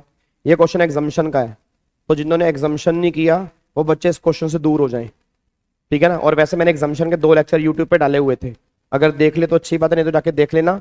जिन्होंने एग्जाम्शन नहीं किया वो बच्चे से दूर हो जाए, क्योंकि ये क्वेश्चन एक क्वेश्चन बनेगा, ये बनेगा एग्जाम्शन का 5 नंबर का। चेक करना क्वेश्चन क्या है। क्वेश्चन देखो, amount charge for the loading, unloading, packing, warehousing of potato chips. तो पोटैटो चिप्स हमारे एग्रीकल्चर प्रोड्यूस नहीं है, तो उसकी लोडिंग अनलोडिंग जो है वो टैक्सेबल है, तो ये 25,000 रुपये टैक्सेबल है। वो कह रहे हैं fee charge for yoga camp conducted by charitable trust registered under 12 of income tax. अब ये हमारा एग्जाम्प्ट है। चैरिटेबल ट्रस्ट अगर कोई चैरिटेबल एक्टिविटी कर रहा है तो उसकी जो एक्टिविटी है वो एग्जाम्प्ट है जीएसटी के अंदर, इस पे जीएसटी नहीं लगेगा। Amount charge by business correspondent for the service provided to the rural branch of a bank with respect to saving bank. अब अगर अर्बन ब्रांच होती तो फिर वो क्या हो जाती है? टैक्सेबल। ये कौन सी ब्रांच है? रूरल ब्रांच है, तो रूरल ब्रांच के अंदर दी गई सर्विस जो होती है वो एग्जाम्प्ट होती है, इस पे भी जीएसटी नहीं है। फिर amount charge by cord blood bank for preservation of stem cell. अब जो कोड ब्लड बैंक होते हैं जो स्टेम सेल प्रिजर्व करते हैं, आपको बताओ जब एक बच्चा जन्म लेता है तो उस बच्चे वो बच्चा होता है कोड से कनेक्टेड होता है, तो बहुत सारे लोग उस कोड को प्रिजर्व करते हैं, उस कोड से कई चीजों का इलाज होता है, उसके ऊपर रिसर्च होती है, स्टेम सेल्स होते हैं जो चाहिए होते हैं लोगों को, तो उसकी सर्विस पहले जीएसटी में एग्जम्प्ट होती थी, बट अब जीएसटी में वो टैक्सेबल हो चुकी है, ये सर्विस जो है वो टैक्सेबल है। रूरल है दैट्स वाई एग्जाम्प्ट, हाँ रूरल वाले केस में एग्जाम्प्ट है जी, बिल्कुल। आगे देखो, amount charge for service provided by commentator to a recognise sports body. Commentator की सर्विस एग्जाम्प्ट नहीं होती, प्लेयर की सर्विस एग्जाम्प्ट होती है, रेफरी की सर्विस एग्जाम्प्ट होती है, टीम मैनेजमेंट की सर्विस एग्जाम्प्ट होती है। कमेंटेटर, ये लगा बीएसएनएल चौका, तो ये लगा बीएसएनएल चौका, ये सर्विस जो है वो जीएसटी में एग्जाम्प्ट नहीं है, ये टैक्सेबल है। आगे देखो जी, amount charge for service provided, ठीक है, by way of right to admission to circus where consideration जो है वो 750 रुपए है। अब 500 रुपए से ऊपर है, अब अगर 500 रुपए से ऊपर है, 500 रुपए तक की टिकट एग्जाम्प्ट है। अगर प्राइस 500 रुपए से ऊपर होगा तो वो टैक्सेबल है, 750 पर पर्सन है, तो 12 के 12,000 रुपए क्या हो जाएंगे, टैक्सेबल। ये आपकी टैक्सेबिलिटी आ गई। अब जिन्होंने एग्जाम्शन पढ़ा है उनके पल्ले पड़ा होगा, जिन्होंने एग्जाम्शन नहीं पढ़ा तो वो एग्जाम्शन जाके पढ़ लें। ये क्वेश्चन बिल्कुल बच्चों वाला है, आपको समझ में आ जाएगा जी। आ जाओ क्वेश्चन नंबर 8 पे आओ जी। क्वेश्चन नंबर 8 अगेन एग्जाम्शन का है जी।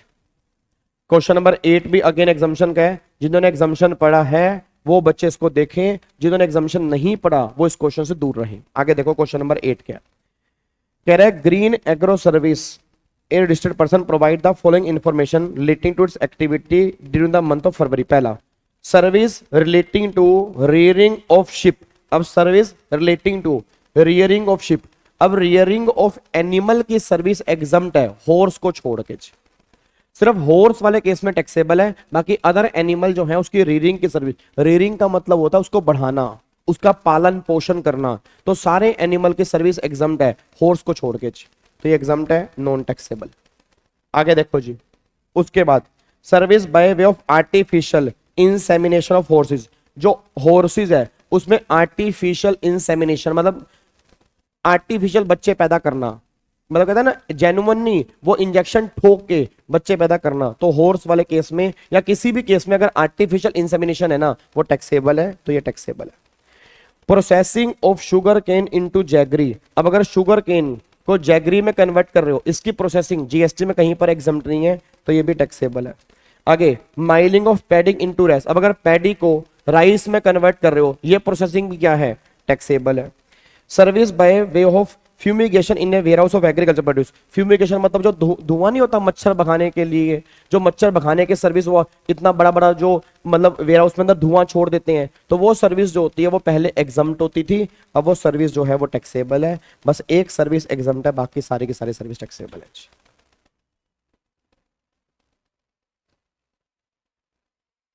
ठीक है जी, तो बस पहले वाली सर्विस एग्जम्प्ट है, बाकी सारी की सारी सर्विस जो है वो टैक्सेबल है, बस ये पर ध्यान दो।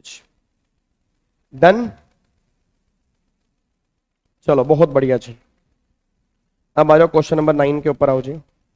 अब एक बार चेक करो क्वेश्चन नंबर 9, ये क्वेश्चन आपके एग्जाम में आ चुका है जी। आप इसको देखने के बाद ना खुद कहोगे ये क्वेश्चन तुम्हारे एग्जाम के अंदर आ चुका है, और ये क्वेश्चन जब तुम्हारे एग्जाम के अंदर बना उससे पहले से ही मेरे इस पीडीएफ के अंदर था, और मैंने उस टाइम भी कहा था ये पीडीएफ और जो मैं कल तुम्हें पीडीएफ दूंगा, ये दोनों पीडीएफ में टोटल 50 क्वेश्चन होंगे, और इस 50 में से मैं कंफर्म कह रहा हूं कम से कम 2 से 3 क्वेश्चन तुम्हें एज इट इज देखने को मिल जाएंगे।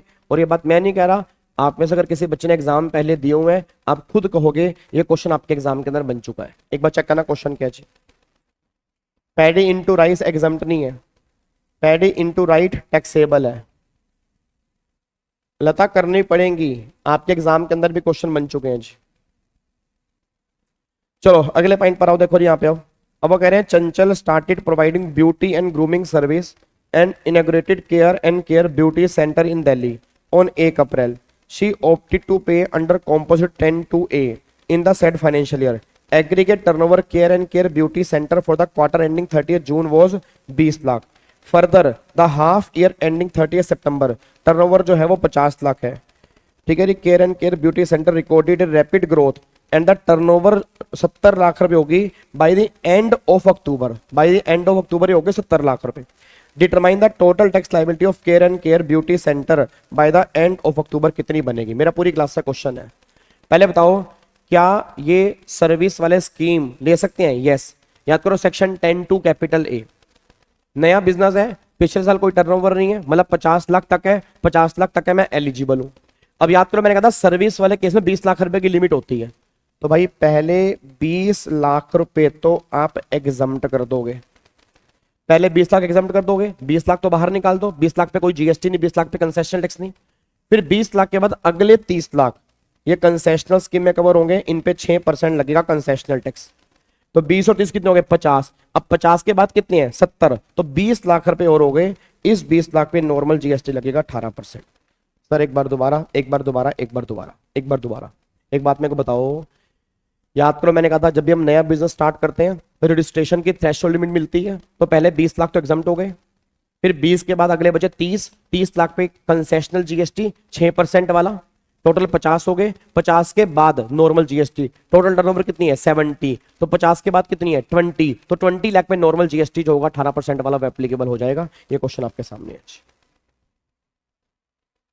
क्या बात मेरे समझ में आ रही है? क्या आपको बात मेरी समझ में आ रही है? पक्का पक्का? कोई दिक्कत हो तो बता दो जी, कोई भी दिक्कत परेशानी है तो बताओ, फटाफट से बताओ जी। अबे नालायक 18% ये दिए ना, ये जीएसटी का रेट दिया 18%, ये जीएसटी का रेट दिया 18%।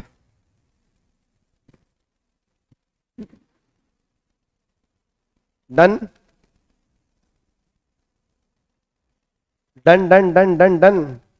अगर 20 लाख एग्जामिशन भूल गए तो फिर गलत हो जाएगा, फिर तो आप पूरे 50 लाख पे कंसेशनल जीएसटी लगा दोगे, वो तो गलत है। 6% क्यों आया? क्योंकि 6% का रेट है, क्योंकि 6% का रेट है।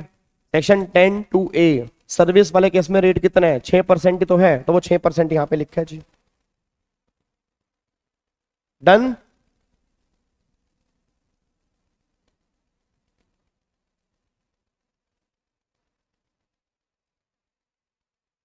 लिमिट 6%, 6% नहीं है, 1% भी है, 5% भी है, 6% भी है। ये सेक्शन 10(2)(a) वाला क्वेश्चन है, इसलिए 6% है। रेस्टोरेंट सर्विस में 5% है, गुड्स वाले केस में लिमिट 1% है। यार ओ भाई मेरे, ओए नालायकों, इधर सुनो ध्यान से, तुमने कॉम्पोजिट सिम का चैप्टर नहीं किया क्या? उसमें था नहीं अदर सर्विस वाला केस, कि पिछले साल की टर्नओवर अगर 50 लाख तक होती है तो करंट ईयर में 50 लाख तक तुम कंसेशनल स्कीम ले सकते हो, और उस पे 6% कंसेशनल जीएसटी लगेगा सेक्शन 10(2)(a) के अंदर, जिसमें सिर्फ सर्विस वाले आते हैं। ये वही तो है। और मैंने कहा था कि जब भी तुम नई सर्विस देनी स्टार्ट करोगे तो 20 लाख रुपए की थ्रेशोल्ड लिमिट है, पहले वो 20 लाख माइनस करोगे, फिर 20 लाख के बाद 50 लाख तक, मतलब 30 लाख पे normal GST, sorry concessional GST, फिर 50 लाख के बाद, जैसे यहाँ पे 70 लाख है, अब 50 माइनस 70, 20 लाख पे नॉर्मल जीएसटी एप्लीकेबल होगा। ये आंसर आएगा जी।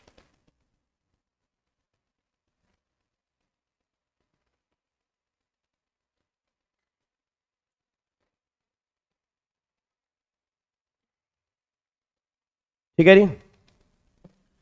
अब सुनो वो क्या कह रहा है, कह रहा है अगली बार मैं कॉम्पोजिट स्कीम ले सकता हूं, बताओ जी। कह रहा है care and care beauty centre wish to opt scheme under section 10(1) from the next financial year. नहीं ले सकता, नहीं ले सकता। पहली बात तो वो 10(1) में स्कीम ले ही नहीं पाएगा।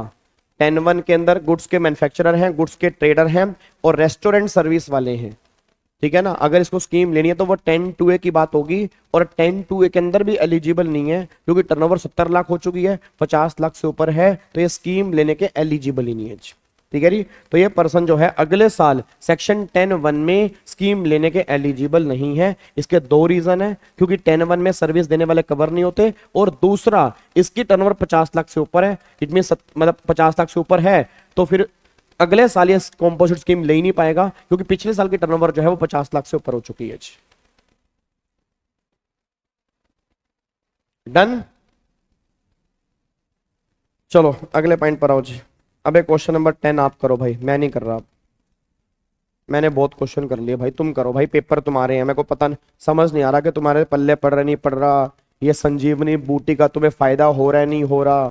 पता लगे संजीवनी बूटी भी मेरे लिए हो, त्रिशूल भी मेरे लिए हो, ठीक है, सुदर्शन भी मेरे लिए हो, क्या फायदा फिर मेरे लिए होने का? मेरे घर में तो डिग्री पड़ी है, तुम्हें फायदा होना चाहिए ना। तो ये क्वेश्चन तुम करो अभी यहाँ पे।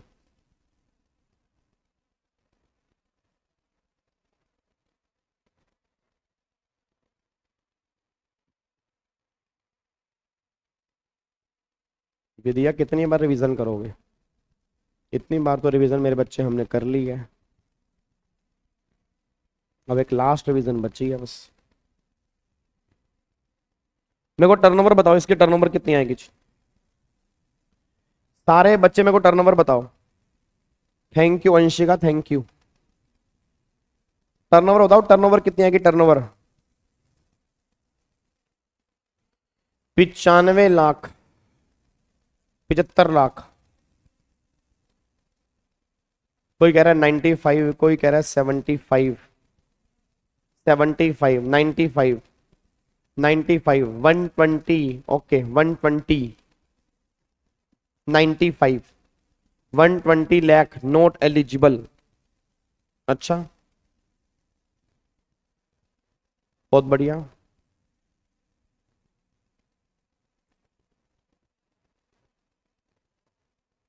इधर आओ, ये कौन है बच्चा? कुशल, कुशल इधर आ, इधर आ, इधर आ। पहले तो 125 लाख आंसर है नहीं, दूसरा अगर 125 लाख है भी तो नोट एलिजिबल क्यों बोला? 125 लाख में नोट एलिजिबल कैसे है? पहली बात तो 125 लाख टर्नओवर ही नहीं है, गलत है। और मैं कह रहा हूं अगर 125 लाख है भी तो फिर तूने मेरे को यह क्यों बोला नोट एलिजिबल? क्योंकि कंपोजिट स्कीम की लिमिट ही 150 लाख है, और अगर 125 लाख है, 150 लाख तक है, तो भी तो मेरे भाई एलिजिबल ही बन रहा है। भाई मेरे को ना थोड़ा बहुत टैक्स आता है और मेरे को लग रहा है मैं भूल जाऊंगा।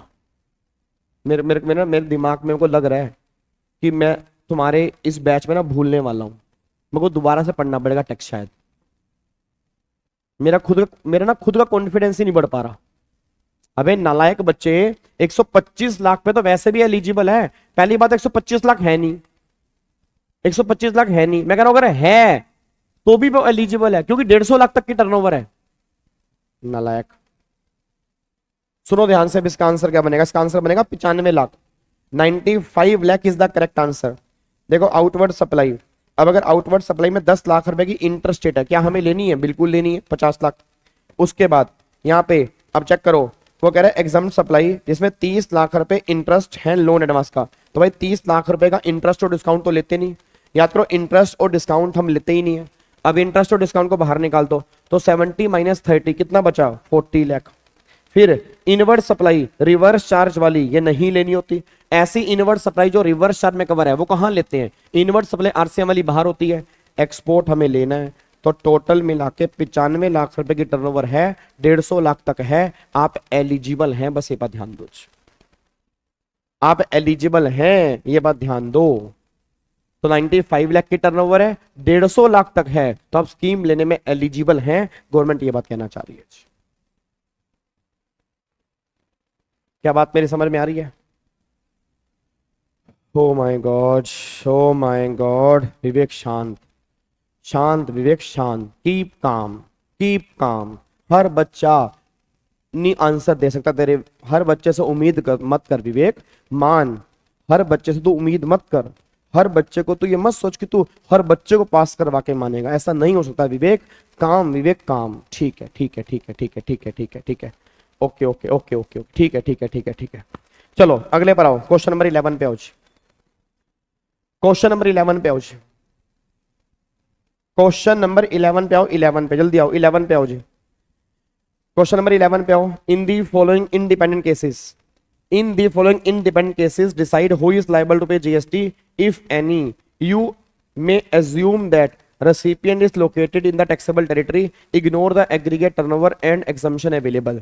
अब अगर है Veer transport a GTA paying 12% transport goods by road of Dilip and company a sole proprietary firm other than specified person which is not registered under GST or any other law। बताओ इसका आंसर क्या आएगा जी?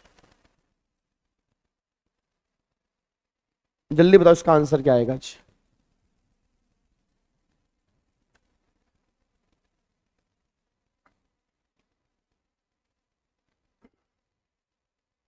ये क्वेश्चन रिवर्स चार्ज का है, ये question है reverse charge का। याद आ रहा है मैंने कहा था जीटीए वाले केस में 5% और 12% वाला ऑप्शन है। अगर 5% वाला ऑप्शन लोगे तो फॉरवर्ड चार्ज है, और अगर 12% वाला सॉरी अगर 5% वाला लोगे तो रिवर्स चार्ज है, अगर 12% वाला लोगे तो फॉरवर्ड चार्ज है। अब यहाँ पर कौन सा है? 12% वाला है, तो 12% वाले केस में क्या लगेगा? फॉरवर्ड चार्ज लगेगा जी। भाई 12% वाले केस में क्या लगेगा? फॉरवर्ड चार्ज लगेगा। जब 5% की बात नहीं हो रही, 12% की बात हो रही है, तो फॉरवर्ड चार्ज वाली कैटेगरी में कवर है। इसमें supplier is liable to pay GST, not receiver is liable to pay GST. बस ये पर ध्यान दो। तो यहाँ पे फॉरवर्ड चार्ज वाली कैटेगरी कवर होगी, दैट इज फॉरवर्ड चार्ज। ठीक है जी, अगले पॉइंट पर आओ, अगले पॉइंट पर आओ, यहाँ पे आओ, क्वेश्चन नंबर आ जाओ 12 पे आओ। बिल्कुल सिंपल क्वेश्चन था ये। क्वेश्चन नंबर 11 तो बिल्कुल सिंपल था जी, क्वेश्चन नंबर 11 बिल्कुल सिंपल था। एक बार क्वेश्चन नंबर 12 के ऊपर आओ, क्वेश्चन नंबर 12 पे आओ। कह रहे mister Priyam, director of sun moon company private limited, provided service to the company for remuneration 1,25,000। Briefly answer whether GST is applicable in the below mention independent cases, if yes who is liable to pay GST. पहला, mister Priyam is an independent director of sun moon company, is not an employee of the company. बताओ जी, अगर director company का employee नहीं है, याद करो मैंने कहा था कि अगर डायरेक्टर कंपनी का एम्प्लॉई नहीं होता तो उस पर जीएसटी लगेगा, और वो रिवर्स चार्ज में जीएसटी लगेगा। तो जो एक कंपनी होगी सन मून प्राइवेट लिमिटेड, ये जीएसटी पे करेगी। प्रियम जो है वो जीएसटी पे करने के लायबल नहीं है। तो पहला पॉइंट तो बिल्कुल क्लियर हो गया। फर्स्ट पॉइंट के अंदर जो है वो कंपनी जो है ये सनमून प्राइवेट लिमिटेड, ये गवर्नमेंट को जीएसटी पे करेगी, डायरेक्टर जीएसटी पे नहीं करेगा। पहला पॉइंट तो क्लियर है। अब दूसरे पर आओ, दूसरे पर आओ, सेकंड केस में आओ। Mister Priyam is an executive director, is an employee, वो एम्प्लॉई है of sun moon company. Out of total remuneration 125, 60,000 पे declare as salary in the books of sun moon company private limited and subject to TDS under section 192 of income tax. However 65,000 पे जो है वो declare separately other than salary in the sun moon private limited and subject to TDS under 194 J of income tax act. अब सोच के बोल देना चाहिए। वो अगर है टोटल मिले 25, अब अगर टोटल मिले 25, 60,000 पे सैलरी है, तो जो 60,000 पे सैलरी है तो वहां तो एम्प्लॉयर एम्प्लॉय का रिलेशनशिप है ना, वो गुड्स की सप्लाई है ना वो सर्विस की सप्लाई, उसके उसमें जीएसटी नहीं लगेगा। भाई सिंपल सी बात है, जो 60,000 पे है वो तो सैलरी है ना, तो सैलरी है तो एम्प्लॉयर एम्प्लॉय रिलेशनशिप है, तो उसके इसमें जीएसटी की बात ही नहीं है। Schedule 3 para 1। बट जो 65,000 पे यहाँ पे निकल के आ रहे हैं, ये आपकी प्रोफेशनल फीस है। इस प्रोफेशनल फीस पे जीएसटी लगेगा और रिवर्स चार्ज में जीएसटी एप्लीकेबल होगा, और कंपनी जीएसटी पे करने के लायबल होगी 65,000 पे के ऊपर। बस ये पर ध्यान दो। क्या बात समझ आ रही है? तो एम्प्लॉय वाला केस एग्जाम्प्ट है, जो 65,000 पे हैं वो जीएसटी के दायरे में कवर हो जाएंगे। ये पॉइंट हमारा क्लियर हो गया। डन, बोलो बोलो बोलो बोलो बोलो बोलो, शाबाश शाबाश शाबाश शाबाश, done done done done done done done. लोग कर दूं? चलो बहुत बढ़िया बहुत बढ़िया बहुत बढ़िया। और ठोक दो लाइक नालायको, लाइक ठोक दो, लाइक ठोक दो नालायको, लाइक ठोक दो जी। ठीक है जी, और सारे बच्चे कमेंट करके जाना जी। और कल मैंने आपको बता दिया ना, कल मॉर्निंग वाली जो क्लास है हमारी 10 बजे है। कल मेरा सुबह 8:30 बजे डेमो है टैक्स का, जिसमें नए बच्चे जो भी होंगे जिनको भी डेमो देखना है, वो जिनको भी डेमो देखना है, जो नया बैच लेना चाहते हैं, आपके दोस्त रिलेटिव कोई भी, तो उनको सुबह 8:30 बजे यूट्यूब पे भेज देना जी। ठीक है जी, जो भी बच्चे लेना चाहते हैं जी। ठीक है, चलो अगले पॉइंट पर आओ, क्वेश्चन नंबर 13 पर आओ और पढ़ो क्वेश्चन नंबर 13 क्या है जी। क्वेश्चन नंबर 13 पढ़ो और मुझे आंसर दो फटाफट से। क्वेश्चन नंबर 13 पढ़ो और मुझे आंसर दो, फटाफट से आंसर दो जी।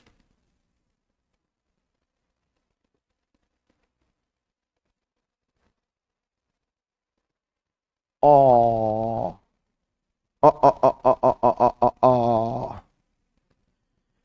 चलो चलो चलो चलो, शाबाश शाबाश शाबाश शाबाश शाबाश शाबाश।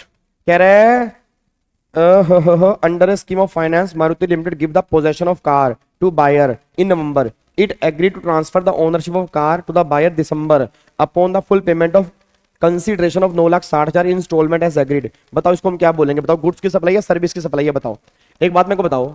भूमि भूमि भूमि भूमि भूमि भूमि भूमि भूमि भूमि कह रहा है गाड़ी, गाड़ी का टाइटल ट्रांसफर कर दिया, टाइटल ट्रांसफर किया फ्यूचर डेट में। अब अगर टाइटल फ्यूचर डेट में ट्रांसफर किया, याद है टाइटल, टाइटल वाले गुड्स बनेंगे, राइट राइट वाले सर्विस बनेंगे। यहाँ पे टाइटल दिया, फ्यूचर डेट में बताओ किसकी सप्लाई बनेगा, गुड्स की सप्लाई बनेगा ना। अब बोल दो तो ये बनेगा गुड्स की सप्लाई। बताओ क्या दिक्कत है भाई, क्या दिक्कत है इसके अंदर जी। ये जो होगा वो गुड्स की सप्लाई बनेगा। अगले पॉइंट पर आओ जी, अगले पॉइंट पर आओ। R is manufacturer of goods, he send his goods for the purpose of special packaging of 2G on job work, the packing material has also been provide by R nature. बताओ जी अब जो worker वाले किसको बताओ क्या बोलोगे, सारे बच्चे बोल दो जो वर्कर वाले किसको क्या बोलोगे, फटाफट से बोलो। जो वर्कर, हेलो हेलो हेलो भाई साहब, जो वर्कर। अब जो वर्कर वाले किसको क्या बोलोगे, जो वर्कर वाले किसको हम सर्विस की सप्लाई बोलेंगे जी। भाई जो वर्कर वाले केस को हम सर्विस की सप्लाई में कवर करेंगे, तो ये काम जो होगा ये सर्विस की सप्लाई बनेगा जी। बहुत बढ़िया बहुत बढ़िया। अगले पॉइंट पर आओ। अब ये तुम मुझे आंसर दो क्वेश्चन नंबर 15 जी। बोलना एक बार क्वेश्चन नंबर 15 चेक करो, एक बार क्वेश्चन नंबर 15 चेक करो।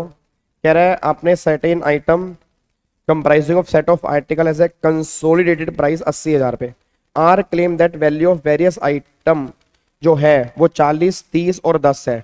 जीएसटी 5, 18 और एग्जम्प्ट है। कह रहे all how much GST is payable by R if all article are separately.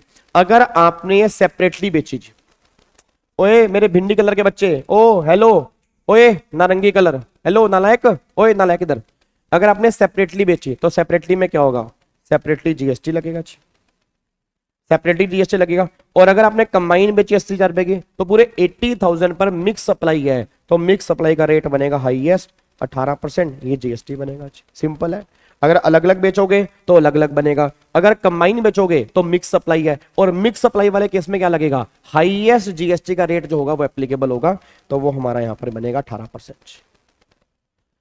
अब तो आने लगा है मजा पढ़ने का, अब तो आने लगा है मजा पढ़ने का। पढ़ना क्वेश्चन जरा सा, क्वेश्चन नंबर 16 पढ़ लो और मुझे बता दो इसमें क्या होगा। और पढ़ लो पढ़ लो, क्वेश्चन नंबर 16 पढ़ लो। ये क्लास में हमने किया था सर्कुलर, अगर आपको थोड़ा बहुत याद आ रहा हो, ये क्लास में हमने सर्कुलर किया था, अगर आपको थोड़ा बहुत याद आ रहा हो तो एक बार पढ़ो फिर इसको फटाफट से। याद है मंदिर, मंदिर में डोनेशन दी, मंदिर में डोनेशन दी। अब डोनेशन दी तो एडवर्टीजमेंट और नोट एडवर्टीजमेंट सच्ची डोनेशन है। याद करो मैराथन के अंदर भी किया था हमने, हेलो भाई साहब, मैराथन के अंदर भी किया था, सच्ची डोनेशन है या झूठी डोनेशन है। अगर सच्ची डोनेशन है तो जीएसटी नहीं लगेगा, झूठी डोनेशन है तो जीएसटी लगेगा। अब सच्ची या झूठी कैसे पता लगेगा कि मार्केटिंग कर रहे हो नहीं कर रहे, तो भैया अगर मार्केटिंग कर रहे हो तो जीएसटी लगेगा, नहीं मार्केटिंग कर रहे हैं तो जीएसटी नहीं लगेगा। तो वहीं पर यहाँ पे बताना है जी, ठीक है जी। तो ये तो सच्ची है, अगर आप चेक करोगे ये तो प्योर डोनेशन है, अगर आप चेक करोगे ये प्योर डोनेशन है।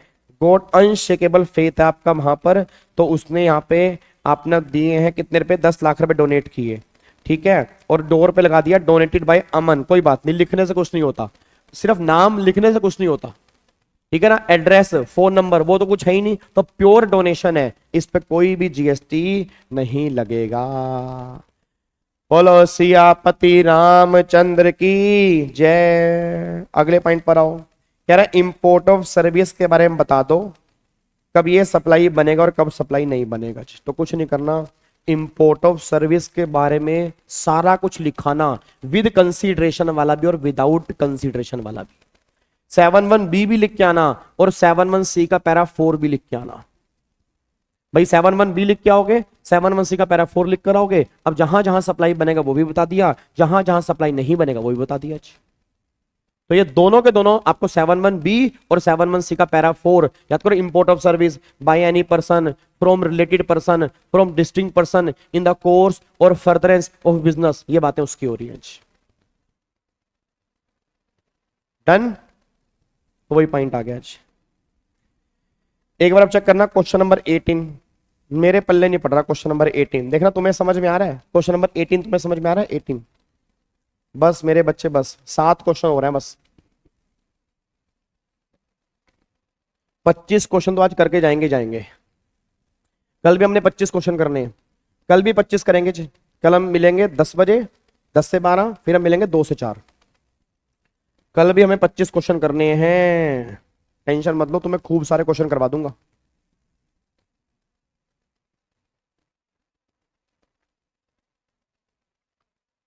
हाँ नहीं बताओ, याद है लीकर, लीकर पे जीएसटी नहीं है, तो जो लीकर के लाइसेंस फीस होगी, तो लीकर की लाइसेंस फीस पे भी जीएसटी एप्लीकेबल नहीं है।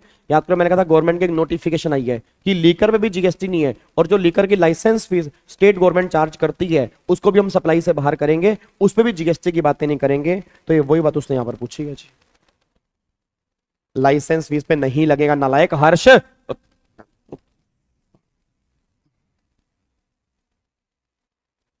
दुखता है, दिल दुखता है जब तुम ऐसे ऐसे आंसर देते हो ना, लगेगा लगेगा, तो दिल दुखता है।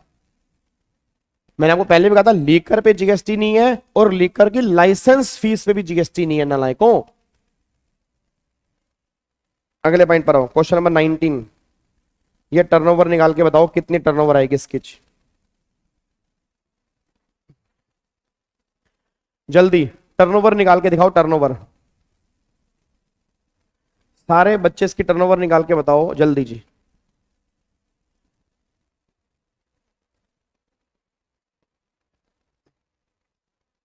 बोलो बोलो बोलो बोलो बोलो बोलो।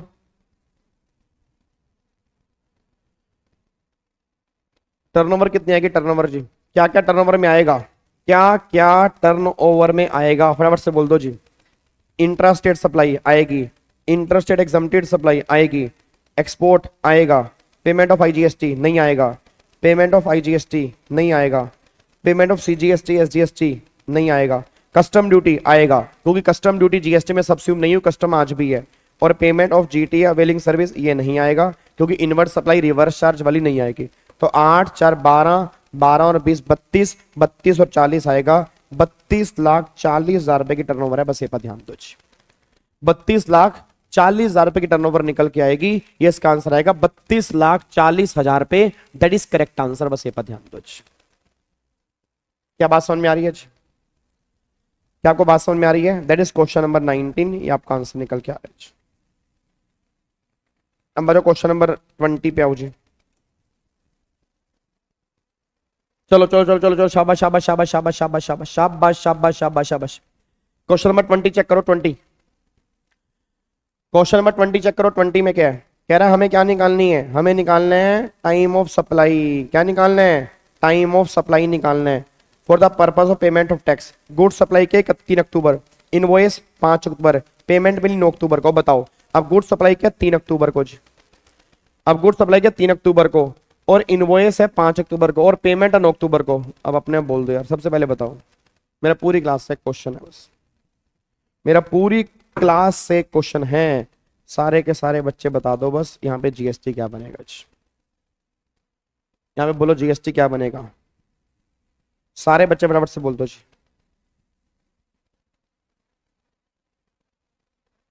सारे बच्चे फटाफट से बोल दो यहाँ पे जीएसटी क्या बनेगा जी।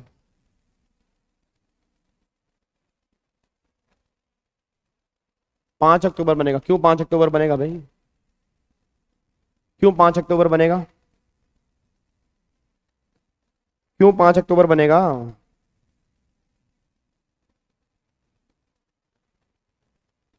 हैं, क्यों 5 अक्टूबर बनेगा? पहले बताओ किस पे डिपेंड करता है कि मूवमेंट इन्वॉल्व है या नहीं है। अब अगर मूवमेंट इन्वॉल्व है तो क्या बनेगा, मूवमेंट इन्वॉल्व है तो मूवमेंट इन्वॉल्व में क्या बनेगा, डेट ऑफ इनवॉइस और date of removal whichever is earlier. और अगर मूवमेंट इन्वॉल्व नहीं है तो डेट ऑफ इनवॉइस और date of delivery whichever is earlier. अब वो गुड्स सप्लाई कर रहा है तो गुड्स सप्लाई कर रहा है मतलब मूवमेंट इन्वॉल्व है। अगर मूवमेंट इन्वॉल्व है तो इनवॉइस और removal whichever is earlier, तो रिमूवल पहले है तो 3 अक्टूबर तुम्हारा पीओटी बनेगा, बस ये पर ध्यान दो। अबे नालायकों, इनवॉइस और removal whichever is earlier, अगर मूवमेंट इन्वॉल्व है, नहीं है तो इनवॉइस और delivery whichever is earlier. यहां पे तो मूवमेंट इन्वॉल्व है ना, वो कहता है गुड्स सप्लाई कर रहा है। अब अगर गुड्स सप्लाई कर रहा है तो मूवमेंट इन्वॉल्व है, अगर मूवमेंट इन्वॉल्व है तो फिर यहां पे सप्लाई और इशू अर्लियर बनेगा 3 अक्टूबर, तो वो आपका पीओटी आएगा। डन। लॉक कर दें इसको। चलो बहुत बढ़िया जी। अब अगले पॉइंट पर आओ, अगले पॉइंट पर आओ। अब ये आपकी है रिकवरी एजेंट की सर्विस, ये आरसीएम वाली है।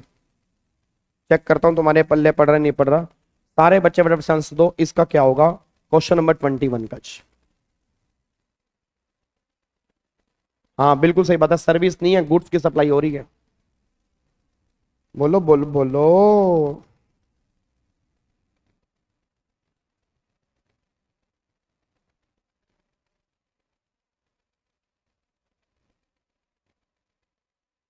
हाँ जी,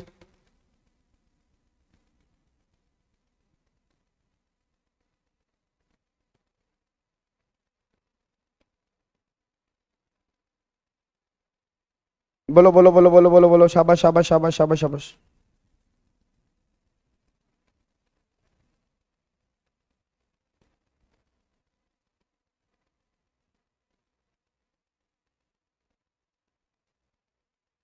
पहले तो रिकवरी एजेंट की सर्विस है। अब रिकवरी एजेंट की सर्विस अगर बैंक है, बैंक है टू न्यूट्रन क्रेडिट लिमिटेड, अब इसको दे रहे हैं तो जीएसटी कौन पे करेगा? रिसीवर पे करेगा। रिसीवर कौन है? तो person liable to pay GST. तो पहले वाले केस में person liable to pay GST कौन आएगा? ये पर्सन आएगा, रिवर्स चार्ट में कवर है, रिसीवर है ना, तो रिसीवर में कौन है जी? न्यूटन क्रेडिट लिमिटेड है। फिर टाइम ऑफ सप्लाई क्या बनेगी अब बताओ? यहाँ पे आपका जो है, यहाँ पे इनवॉइस है 7 फरवरी, पेमेंट जो आई है वो 18 अप्रैल को आई है, और डेबिट 20 तो अर्लियर 18 है। तो 7 फरवरी, 7 मार्च, 7 अप्रैल, पेमेंट 60 दिन के बाद आई है। भाई पेमेंट जो आई है यहाँ पे 7 फरवरी है, पेमेंट आई 18 अप्रैल को, तो पेमेंट जो है वो 60 दिन के बाद है। तो 60 दिन जहां पे खत्म हो रहे हैं उससे अगला दिन जो होगा वो मेरा पीओटी आएगा। तो एक बार चेक करना, 7 फरवरी है, 8 9 10, 8 9 10 3 और 18 दिन, 28 दिन होते हैं, 18 और 3 21 दिन फरवरी में।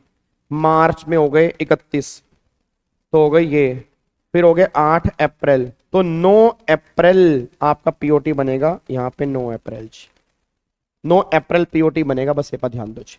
भाई जहां पे 60 दिन खत्म हो रहे हैं उससे अगला दिन 61st डे वो क्या बनेगा? 9 अप्रैल, ये हमारा पीओटी बनेगा जी। आओ जी फटाफट से आओ। अब ये क्वेश्चन हमारे वैल्यूएशन का है। पहले एक बार क्वेश्चन यहां तक पढ़ लो जी, फिर मैं नीचे करूंगा। पहले एक बार क्वेश्चन यहां पर, सिर्फ 3 क्वेश्चन बैलेंस बचे हैं, बस 3 क्वेश्चन हमारे बैलेंस बचे हैं। 22 23 24 25 खत्म।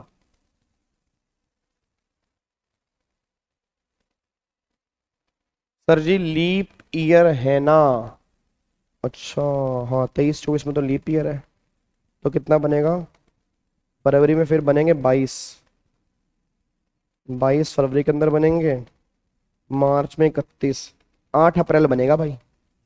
सही कर लेना इसका, 8 अप्रैल बनेगा क्योंकि लीप ईयर है ना फरवरी में। बिल्कुल बिल्कुल बिल्कुल बिल्कुल लीप ईयर है जी, ठीक है ना, लीप ईयर है, तो 8 अप्रैल बनेगा। चेंज कर लेना, 9 अप्रैल नहीं बनेगा, 8 अप्रैल बनेगा, क्योंकि हमारे एग्जाम के लिए लीप ईयर है और फरवरी के महीने में 29 डेज होते हैं, तो वो एक दिन पहले हो जाएगा, 8 अप्रैल बनेगा जी। Done done done done done. Sorry sorry sorry sorry, यहां तक पढ़ लिया क्वेश्चन? यहां तक पढ़ लिया? प्राइस जो है वो 1 लाख रुपए का प्राइस है। अब ये देखो जी, बताओ वैल्यू कितनी आएगी जी? सारे बच्चे फटाफट से बोल दो वैल्यू कितनी आएगी?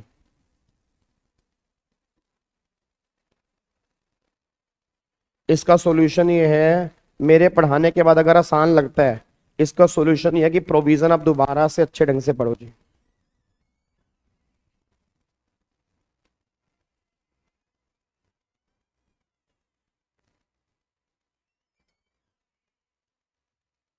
हाँ जी हो गया।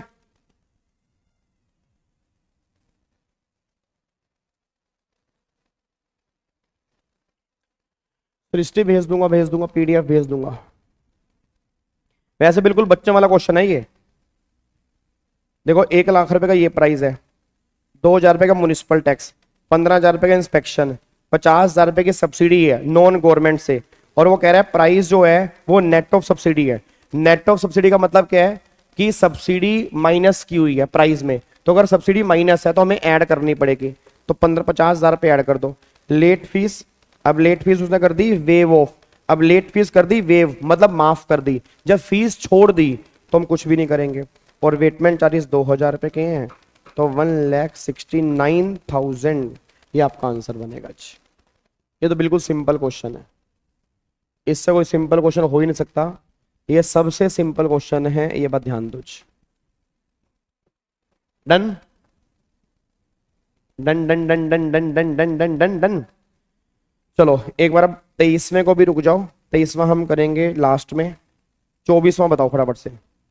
ये क्वेश्चन है रजिस्ट्रेशन का। अब बताओ कहां कहां कितनी कितनी लिमिट है और रजिस्ट्रेशन करवाने के लायबल है या नहीं है। याद कर लो, वो 4 स्टेट, 6 स्टेट और अदर स्टेट। 4 स्टेट में 10 लाख की लिमिट थी, 6 स्टेट में 20 लाख की लिमिट थी, अदर स्टेट में सर्विस में 20 लाख, गुड्स एंड सर्विस में 20 लाख, और जो टबैको, आइसक्रीम, पान मसाला वहां पर 20 लाख, बाकी सब गुड्स में 40 लाख। तो एक बार चेक करना कहां कहां पे लायबल और कहां कहां पे लायबल नहीं है। क्वेश्चन पढ़ो फटाफट से। पढ़ो पढ़ो पढ़ो पढ़ो पढ़ो पढ़ो पढ़ो पढ़ो पढ़ो पढ़ो पढ़ो पढ़ो पढ़ो पढ़ो पढ़ो। आजो अंकित आसाम, तो भाई आसाम आसाम आसाम। आसाम वाले केस में अगर वैसे सर्विस कर रहे हो अदर स्टेट में, तो सर्विस में लिमिट है 20 लाख और टर्नओवर कितनी है 25 लाख, तो 20 लाख से ऊपर है, तो ये क्या बन जाएगा लायबल। पहले में बनेगा लायबल। संचित आसाम, आसाम में गुड्स एंड सर्विस, अब गुड्स एंड सर्विस में भी लिमिट कितनी है 20 लाख और यहाँ पर कितने 30 लाख, तो यहाँ पर भी क्या बन जाएगा लायबल। फिर यहाँ पर कह रहा है आपने जम्मू में सप्लाई टबैको पान मसाला, अब टबैको पान मसाला में लिमिट है 20 लाख की, या तो टबैको वाले कैसे 20 लाख की लिमिट है और टर्नओवर कितनी है 24 लाख, तो 20 लाख से ऊपर है, तो यहाँ पर भी क्या बन जाएगा लायबल बन जाएगा जी। उसके बाद मिजोरम, मिजोरम में लिमिट कितनी है 10 लाख, यहाँ पर कितनी है 13 लाख, 13 लाख वाले केस में क्या बन जाएगा लायबल। और फिर बात करो मेघालय, तो मेघालय, नागालैंड, मणिपुर, मिजोरम, त्रिपुरा, नाग, मणिपुर, त्रिपुरा, मिजोरम, मेघालय में लिमिट है 20 लाख, तो मेघालय में लिमिट 20 लाख है, यहाँ पे 13 लाख है, तो मेघालय वाले केस में बनेगा नॉट लायबल, क्योंकि वहां 20 लाख की लिमिट है ना और 13 लाख है, तो 20 लाख से कम है, तो वहां नॉट लायबल बन जाएगा जी। और हरियाणा, हरियाणा में बात कर रहा है पोटैटो की, तो पोटैटो हरियाणा 40 लाख की लिमिट है।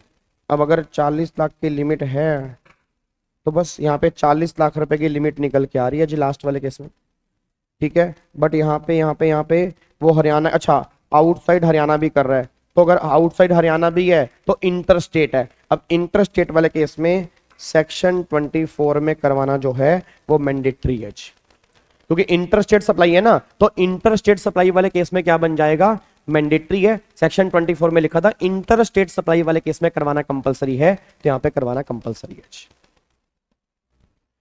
बहुत बढ़िया यार, वेरी गुड यार, क्या बात है यार, बहुत बढ़िया जी, वेरी गुड। चलो अब यहाँ पे आ जाओ, लास्ट क्वेश्चन आओ, क्वेश्चन नंबर 25। अब ये 3 केस हैं। पहले तो आपको ये बताना है कि डेबिट नोट या क्रेडिट नोट कौन इशू करता है, तो भैया वो सप्लायर इशू करता है। याद करो हमने क्लास के अंदर पढ़ा था डेबिट नोट क्रेडिट नोट कौन इशू करेगा, सप्लायर इशू करेगा। अब यहाँ पे बताओ किस किस केस में कौन कौन सा नोट हमें इशू करना है। भाई पहले में कौन सा नोट करेंगे, दूसरे में कौन सा नोट करेंगे और तीसरे में कौन सा करेंगे। जल्दी नोट्स कहाँ है इस क्वेश्चन पे, नोट्स मतलब ये पीडीएफ मैंने सारे ग्रुप में डाल दिया था, एक बार दोबारा डाल दूंगा।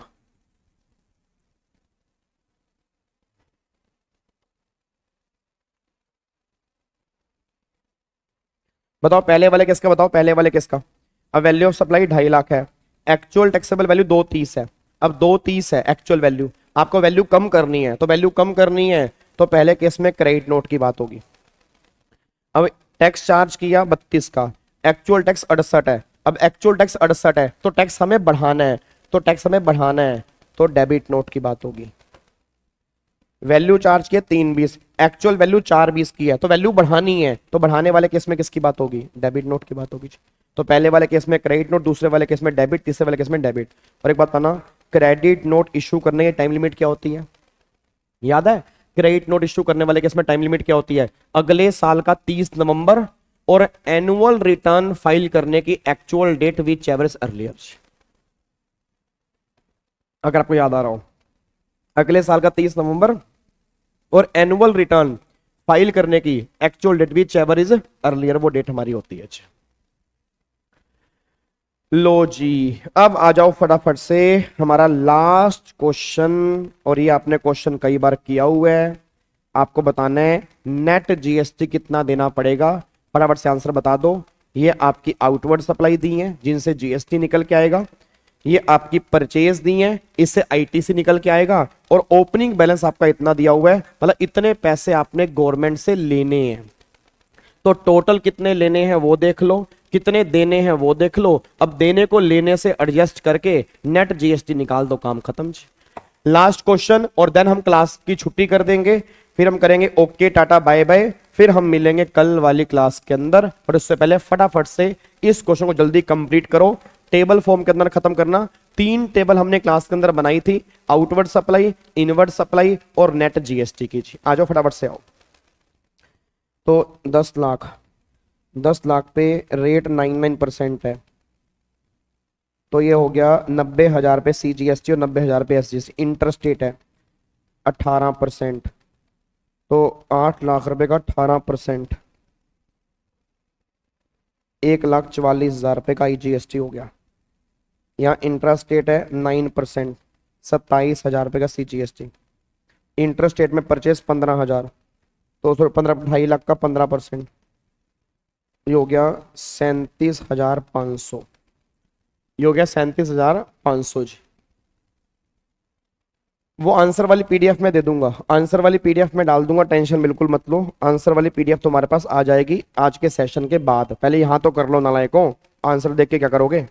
अब ये ओपनिंग बैलेंस है, तो 57,000 में 27,000 जोड़ दो, 60,000 में 27,000 जोड़ दो, इसमें 37,500 जोड़ दो, तो टोटल जो हो गया 57,000 प्लस में 27,000, 84,000, ये हो गया 87,000, ये हो गया 177,500।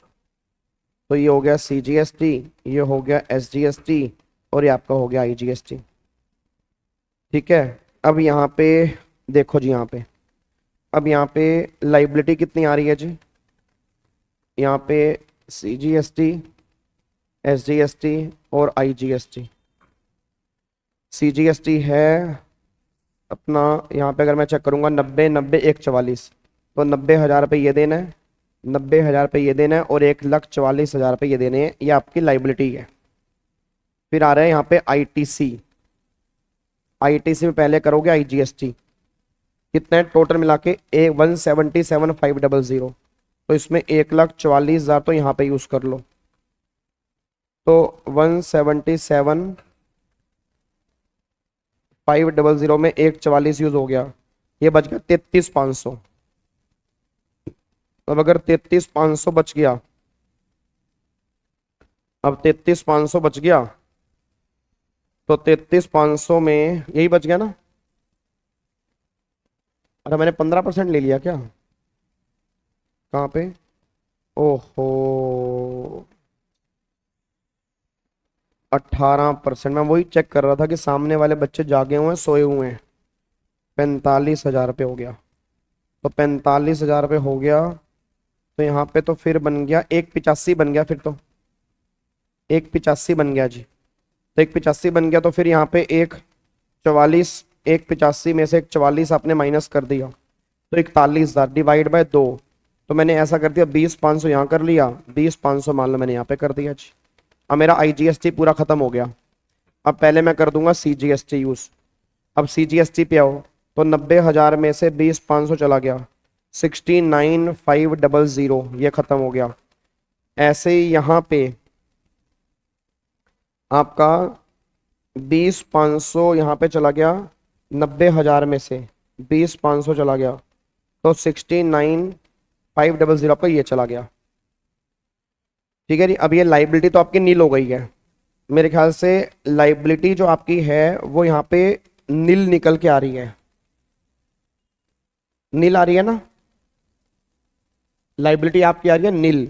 अब क्रेडिट जो मेरा बैलेंस बचेगा, क्रेडिट बैलेंस बचेगा 84,000 में से 69,500, तो 69,500 हो गया 14,500 CGST बचेगा, और 87,000 में से 69,500 हो गया 17,500 मेरा SGST बचेगा। ये मेरा बचेगा क्रेडिट जो कैरी फॉरवर्ड हो जाएगा जी, यही बचेगा जी। डन, चलो बहुत बढ़िया जी, बहुत बढ़िया, वेरी गुड, जबरदस्त। तो finally finally finally, O my God, कितना सेटिस्फेक्शन फील हो रहा है यार। 25 क्वेश्चन जो मोस्ट एक्सपेक्टेड क्वेश्चन है आज हमने खत्म किए हैं जी। तो उम्मीद करूंगा आपको समझ में आए होंगे, और जो जो समझ में नहीं आया एक बार दोबारा से वो क्वेश्चन देख लेना इस वीडियो के माध्यम से। बट मैं दोबारा कह रहा हूं, ये अंतिम तैयारी चल रही है, इसके बाद कभी दोबारा से प्रैक्टिस नहीं होगी। तो अभी इतनी बढ़िया प्रैक्टिस कर लो ताकि तुम्हें एग्जाम में दिक्कत ना आए बस, ठीक है जी। अब ये PDF मैं विद आंसर दोबारा से डाल दूंगा, आप एक बार इसके आंसर भी चेक कर सकते हैं। फिर कल हम मिल रहे हैं 10 बजे, कल 8:30 बजे नए बच्चों की डेमो क्लास है। आपको किसी को इन्फॉर्म करना आप कर देना, 8:30 बजे यूट्यूब पे लाइव चलेगी, फेस टू फेस लक्ष्मी नगर में क्लास होगी। 10 बजे हम मिल रहे हैं त्रिशूल बैच सैलरी के चैप्टर में, और फिर हम मिल रहे हैं 2 बजे अगले 25 और मैं क्वेश्चन कल आपको दूंगा। कल भी हमें 25 क्वेश्चन करने हैं जो मोस्ट एक्सपेक्टेड क्वेश्चन है, उसको भी हम खत्म करेंगे ताकि जितने भी इंपॉर्टेंट क्वेश्चन है वो सारे के सारे हमारे खत्म हो जाएं। बस ये पर ध्यान दो, ठीक है जी। Thank you so much, God bless you, love you all, bye bye, thank you so much, जय हिंद। और हाँ, जिनके क्वेश्चन ज्यादा गलत हो रहे हैं थैंक यू बोलना मेरे को, क्यों? ताकि तुम्हें अभी पता लग गया कि एग्जाम में क्या गलती नहीं करनी। अगर तुम यही एग्जाम में गलती करते शायद तुम्हारे 6 महीने लग जाते। अब तुम्हें समझ में आ गया होगा कि एग्जाम में क्या गलती नहीं करनी, तुम्हारे 6 महीने में मैं बचा रहा हूं। ये तो मुझे थैंक यू बोला करो डेली, ये पर ध्यान देना चाहिए, क्योंकि ना कुछ बच्चों को यही समझ नहीं आता कि दिक्कत क्या आ रही है। तो सारे के सारे बच्चे यहाँ पे ध्यान दे, बहुत शिद्दत से प्रैक्टिस करो, तभी हमारे एग्जाम क्लियर होंगे। बस ये पर ध्यान दो, ठीक है जी। Thank you so much, God bless you, जय हिंद। सारे बच्चों को लाइक करेंगे, कमेंट करेंगे, हर बच्चे के साथ में शेयर करेंगे। थैंक यू सो मच, जय हिंद, thank you so much, bye bye.